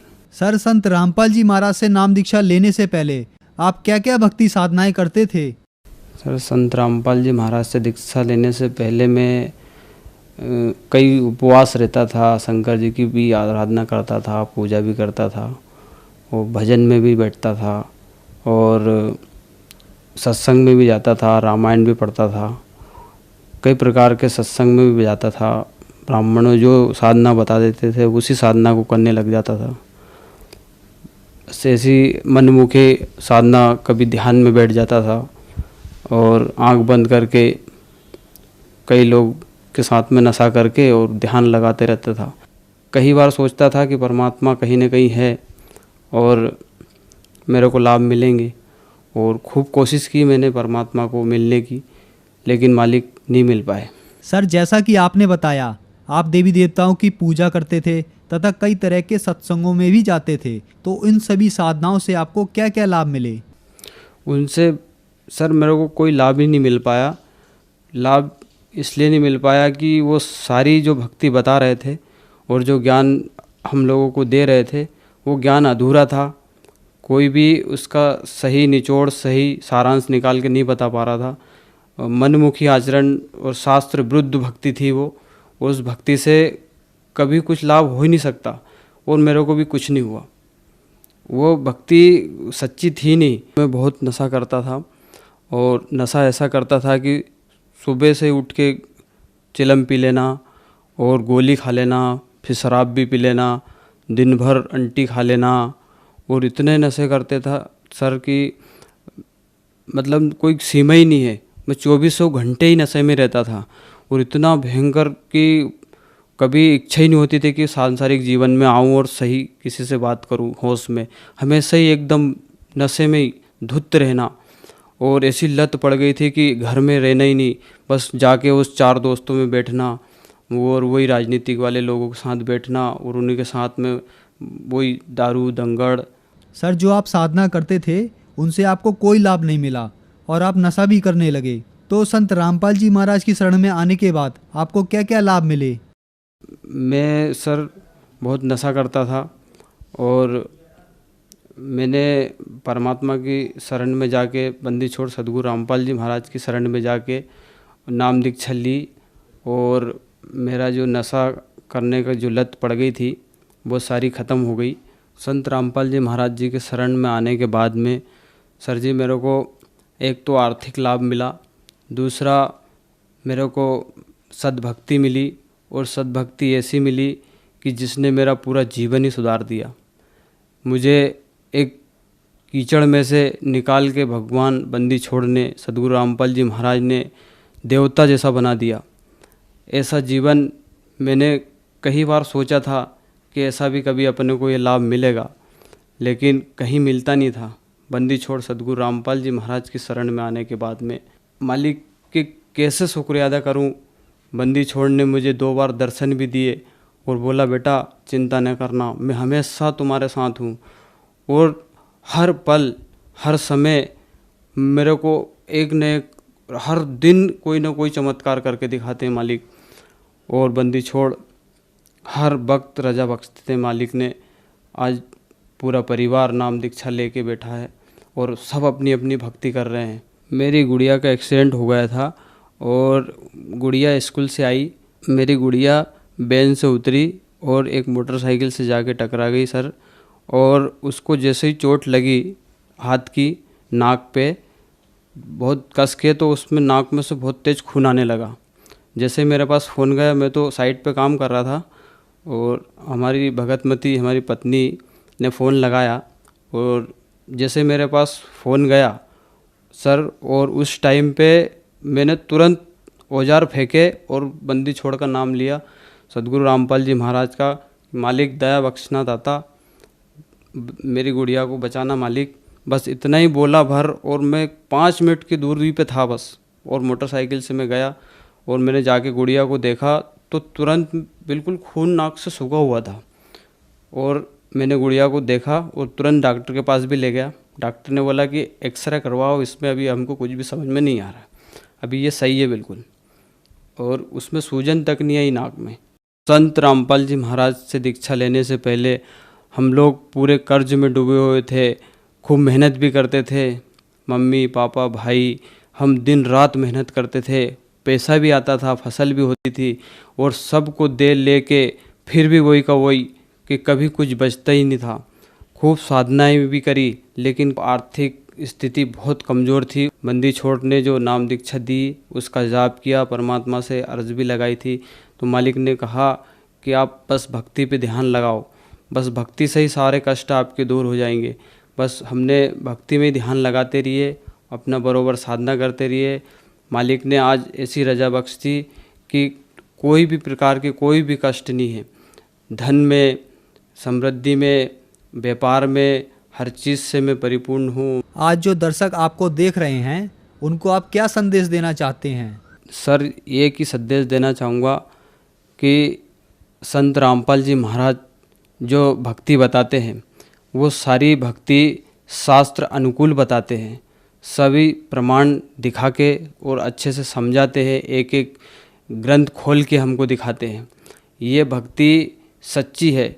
जो भगत समाज मुझे देख रहा है और जहाँ मैं रहता हूँ, वो आसपास के जो भाई बहनें जो देख रहे हैं आज मुझे, वो समझ ले कि उनको एक पल भी नहीं लगेगा इस कष्ट से निवारण होने में।